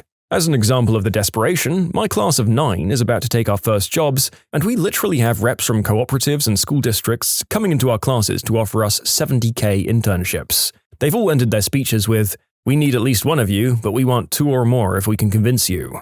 The jobs are out there. Medical laboratory science. It's one of the allied health fields involved in the overall patient care experience. It is an invisible career that most laypeople have no idea that the medical lab is a real place, with real people analyzing the blood and body fluids of the patients to help determine what's wrong with them. To a patient, the lab is the person who draws their blood, and then the doctor comes in with the lab results on their clipboard and that's it. Once the blood is taken from your arm or you pee in a cup at the doctor's office, the specimen gets sent to the lab. Well, that's us. A combination of state-of-the-art instrumentation and technology combined with old-fashioned manual procedures like looking at smears of blood under a microscope. The results we generate tell the doctor if you had a heart attack, a septic, have blood cancer like leukemia, if you're diabetic, have Lyme disease or strep throat, among many other things. We learn about diseases and their symptoms and how to interpret the results we get from your blood to make sure your doctor gets accurate results to help diagnose you. 70% of information a doctor uses to give you a diagnosis comes from laboratory data. The field is aging, large groups of employees are retiring, and there's very little drive for students to go into programs for this. Nursing programs are so well known, and rightfully so, that many people don't know all the other people involved in your hospital stay you never see, like radiology and respiratory therapy. Many people in the country don't even have programs in college to teach lab science, and national certification and licensure is required to be in the field. We sit for exams just like nurses. Nuclear engineers, reactor operators, and the like. Everyone there is old and in need of replacing as new generations of reactors come online. Please come and work for the US Postal Service. We're super understaffed, most employees are going to be eligible for retirement within the next couple of years, and it beats the hell out of any other job I've had. I make $22 an hour to be a cashier. I have really good health insurance, mediocre dental, it's still better than anywhere else I've found, and a kick-butt retirement account. I'm not going to be leaving the USPS until I can cash in that sweet, sweet pension money. What are the requirements you need? As far as I know, a high school education or GED. That's it. I'm a mail carrier though, and the requirements may differ. I also needed a good driving record. It's heavy work in the holidays, but the rest of the year it's fairly calm and easy. Plus people give you presents and stuff to make up for the extra workload. The training is paid once you get there though, and after your probation period it's pretty hard to get fired in an understaffed office, as long as you don't wreck anything. Pilots, aviation mechanics, and air traffic controllers. The industry is desperate. Well, the aviation industry isn't helping itself by keeping the total price of the courses required to become a commercial pilot up at a staggering amount. It's simply too expensive for the average person to find it worth investing in. Calibration technicians. If you know what a torque wrench and multimeter are and know how to use them, you're halfway in the door already. All the good jobs are on military installations, but I was pulling $30 an hour at a medical company doing calibrations for them. Social work, but we just don't make masochists like we used to.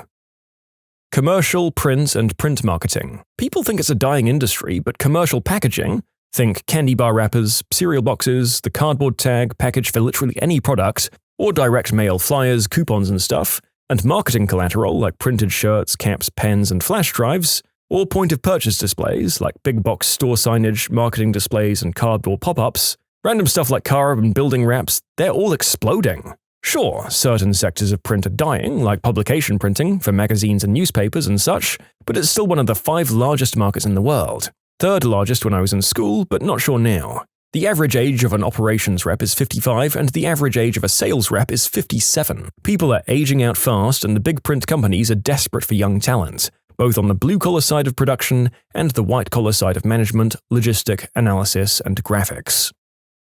Technical glass blowing. All kinds of researchers need this, but the number of people that can do it is very small. The last guy we had at my university to do this made over $80K. My favorite part of being in the UNL science building was watching their glassmaker blow glass. He made it look so beautiful and effortless to make things for the labs. I love it when art and technical skills collide. You know what? With most of these I've been able to at least think, oh, that makes sense, but this one I'm kind of surprised by. I can't find many promising wage specifics in my Google searching, but it seems like there's at least no shortage of jobs if you look in the right places. Printed circuit board designer. During the 90s, those jobs mostly got outsourced to places like India, Singapore, and the Philippines. The problem is you really need at least a couple of PCB designers to locally coordinate with the offshore teams, and a lot of people in those positions are getting close to retirement age. The care industry is in desperate need for employees. However, the typical industry perceives carers as unskilled and lazy, and care as a last resort for those who can't do anything else. These people are caring for people at the final stages of their lives, usually. In other societies, this is such an important role, but people turn their nose up at it, and carers are looked down on and severely underpaid and undervalued in the US. Yes, there is technology that can help, but it can never replace the desperately needed human contact that people crave when they rarely see someone else for days at a time. COBOL programmers. Okay, so it's not necessarily a good career, but there are still lots of old, reliable systems out there running on COBOL and Fortran and the likes. We even still have some RPG programs on our mainframe. There's a big need, and almost everyone who worked with it back in the 70s, 80s, and 90s is retired by now. Amazingly, lawyer. And I'm not talking about in cities. The market in urban centers is flooded. But smaller towns and cities, think under 200,000 people, there's a desperate need for lawyers. Where I live, there are dozens of lawyers who are hanging on past retirement because they can't find anyone to fill their shoes. The problem is, new lawyers tend to only look for job postings online, and old lawyers and small firms don't tend to post online. IRS jobs. The number of people who have one of these under 50 is extremely low. I mean, I'd be interested in one of these, but looking at the vacancies online, it seems you already have to be in the IRS to work at the IRS? It will open up. I work a government job, and all jobs are made available to current employees first before outsiders are brought in. It's bad when looking for a job, but great for advancement opportunities. You can submit your own stories to be featured here on the channel. The story submission link is in the description below. And if you want to listen to some vibey music in the background, check out easymode, also linked below, and subscribe. Spend a few minutes scrolling through this group of answers and you'll notice that damn near every skilled career out there has the same problem. Baby boomers hold all the senior positions and they are retiring and dying at a rapid pace. For Gen X and millennials, your time has come. It's time to seize the day. I mean, the problem is that baby boomers hold all the senior positions and continue to hold them forever until the fricking sun burns out.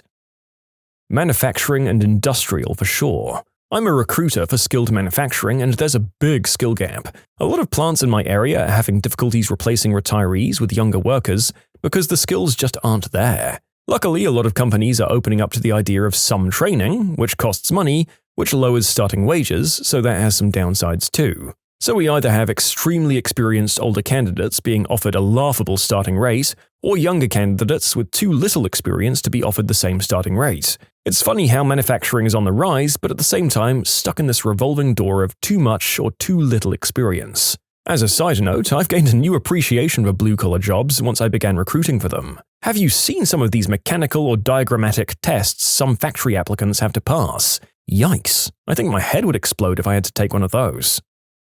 You know, some of these answers really reveal the demographic of people who comment on the internet. Everyone's spouting off about how college is a sham and they could have made so much money being a plumber. If you go to college, put in some genuine effort and don't pick a bad degree, you're gonna be fine.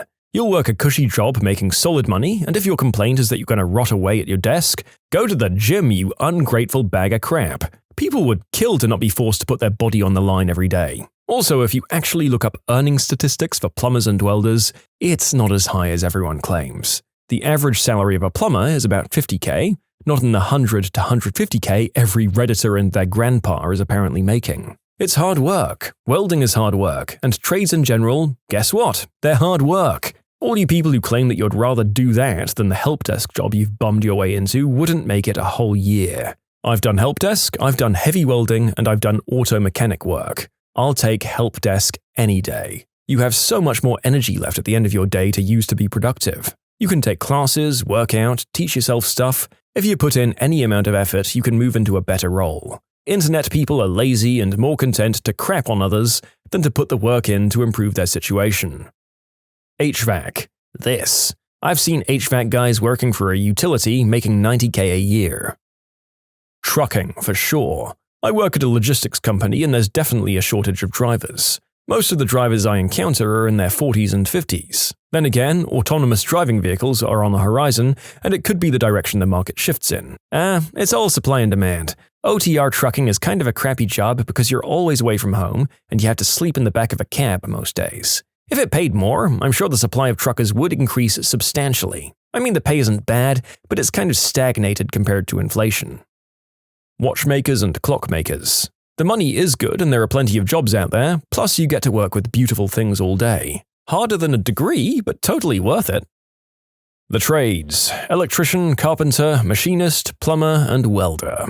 Go to trade school for 2 years and $2,000. Get a job. For years, people told their kids they need to go to college so they get a good job, but these trades often have strong unions, good pay, consistent work, and now a labor shortage. You'll have very little debt, if any, and it can be a great move. I mean, trades seems to be the popular recommendation, but after seeing my neighbors, I really wouldn't advise it. Anecdotal, of course, but so many carpenters I know are retiring in their 40s because their bodies just can't handle it anymore. My neighbor is getting surgery on his leg every single year. We're the same age, but he looks 10 years older than me. He's also in commercial and is a supervisor. He builds all the hospitals for Kaiser in the Bay Area. So we've had two schools of thought on the trades. Either they're a great idea, or that they're overrated and actually a really hard option for the money. I'd like to venture that I do know a lot of people of all ages who got by pretty well in their lives on the trades without ongoing health issues, and lots of the ones my age already have supervisor or managerial positions. I think like so many things, it's just doing the job well and going for the right positions in the right locations. Like many other jobs. As we said, do your research, people. Dental lab technician. I make $80K, full benefits, retirement, 3 weeks vacation. Went to 1 year of school. Education is not required though. Nobody knows about the industry. Labs are fiercely competitive for talent. You can learn almost everything on the job. There are labs everywhere. Librarians. Business is still booming despite what some people may think. We're constantly evolving to stay relevant and give people what they want and need, but some librarians just aren't interested in that or can't keep up. Just wanted to add that you definitely need your masters to have a good chance of making it to a good career. There are tons of ALA accredited online programs, but of course they are ridiculously expensive. There's public service loan forgiveness, which helps me make my decision to get my MLIS, although I don't have 100% faith in it. But I was lucky enough to find a full-time position the month after I graduated, and I'm part of a very strong 77 library consortium with positions always opening up and plenty of ways to advance, so I feel secure. It definitely depends on your area too. I wish there weren't so many drawbacks. If it's something you're thinking about doing, I would say try to get a part-time library position if you've never had experience. While not necessary, it does help. And research the programs. If it's truly a passion of yours, maybe look out of state to see how the situation is elsewhere. And there's lots of cool stuff you can do with your degree, even if you don't specialize. I'm a reference and technology librarian, so I do reference stuff, like look up books and movies, place requests, purchase audiobooks, help with databases, and get people started on resumes. I locate any info under the sun that people might need and lots more. The technology part is teaching tech classes, whether it's helping someone with a new smartphone or basic internet schools, training staff, troubleshooting all of our tech, purchasing new software and hardware, running our social media and website, plus all the stuff in our makerspace like the 3D printer and the sewing machine. I'm not just shelving box and pushing carts all day, but that's a cool part too. Insurance. I'd recommend the commercial side rather than the personal lines, mostly due to automation concerns. But the industry has hired in age bands, and thus people are retiring in age bands. I run into very few people in my age group of 25 to 35, and due to the huge generational gap, we tend to stick together, even amongst competitors, and are one of the few industries that I feel doesn't eat our young. We grow them. Plus, with climate change, the evolution of privacy laws like GDPR, and the IoT, it's super interesting. You see things from a bird's eye view and get first-hand, real-time data on things you see just beginning to be reported in the media. Or I might just be a dork. Either or. Cardiovascular perfusion. We're basically heart plumbers, and I'm sure 99% of you have never even heard of the profession. If it weren't for perfusion, cardiac surgery would be impossible. We work in cardiac surgery 90% of the time, and the other 10% we're in ICU taking care of our patients on ECMO, extracorporeal membrane oxygenation, and we're teaching patients with artificial hearts how to live with their devices. In the next decade, we will lose a huge chunk of the workforce which was trained on the job, and universities aren't pumping out enough graduates, if you'll pardon the pun, to compensate for the future. There's lots of overtime in my future, so you should apply. We need more underrated superstars in ORs everywhere. Manufacturing and machining. Most trade jobs aren't appealing to people anymore because they're seen as low-class manual work, even though that couldn't be further from the truth. Technical jobs are very important. I'm currently taking classes to be a CNC machinist, and there's only 9 people in the class, counting me. Join the rail. We had 2 dudes pass away of old age just last week. Everyone I speak to is nearing retirement and has been at their job for 10 to 15 years. The pay is insane as well. Engineers. We don't produce enough of them in the US, and there's a large population of people in the field for whom most of what they learned in university is obsolete now. Basically, any trade jobs, but you'll likely need at least a year of trade school, and if you're like me and already blew your wad on useless college and are stuck in debt, that tends not to be an option. I still dream of going to trade school to be an electrician. I just need $8,000. A few of my friends were able to get paid to go to school by the companies that wanted to hire them. They offered hands-on training while doing the classroom stuff. I believe a few electrician companies actually run schools themselves. This is in the Midwest, though. Historians and archivists. Most people use their history degree to teach, while the heart and soul of the degree is dying. Most can't keep up with Past Perfect and other archive software, and many museums can't find qualified historians. It's way more fun than people think, and a lot of us just starting are younger by like 40 or 50 years. Are you kidding me? Please don't do this. I'm a certified archivist and I just left the field for a tech job making double. The average salary in Texas is still low 40s for someone with a master's. This is bad advice. Government. It's difficult to get into politics because they deem you need experience. I simply think we need a few more young people in government to learn and give valuable input from our point of view. SQL developers. It's pretty easy to pick up the basics and go from there. Based on the conferences I've been to and my own workplace, the average age seems to be around 40, mostly men. Many software engineers pick it up as a side skill, but there are few of us who focus in this directly, in my experience. I know some younger people go for data science, and that's needed for sure, but the basics need to be covered as well. You can use this skill for positions like business analysts, report developers, data engineers, and eventually ETL developers. Patent law. A surprisingly large number of patent attorneys are baby boomers who graduated from engineering or pharmacy school during one of the recessions of the 1970s and went to law school because they couldn't find engineering or pharmacy jobs, and some went to law school to avoid going to Vietnam. When you subscribe, make sure to hit the bell to turn on notifications. Put the playlist on in the background to finish listening to all the stories, or if you want some vibey music to put on in the background, check out easymode. If you like Am I the Genius, give Am I the Jerk a shot. Everything linked in the description.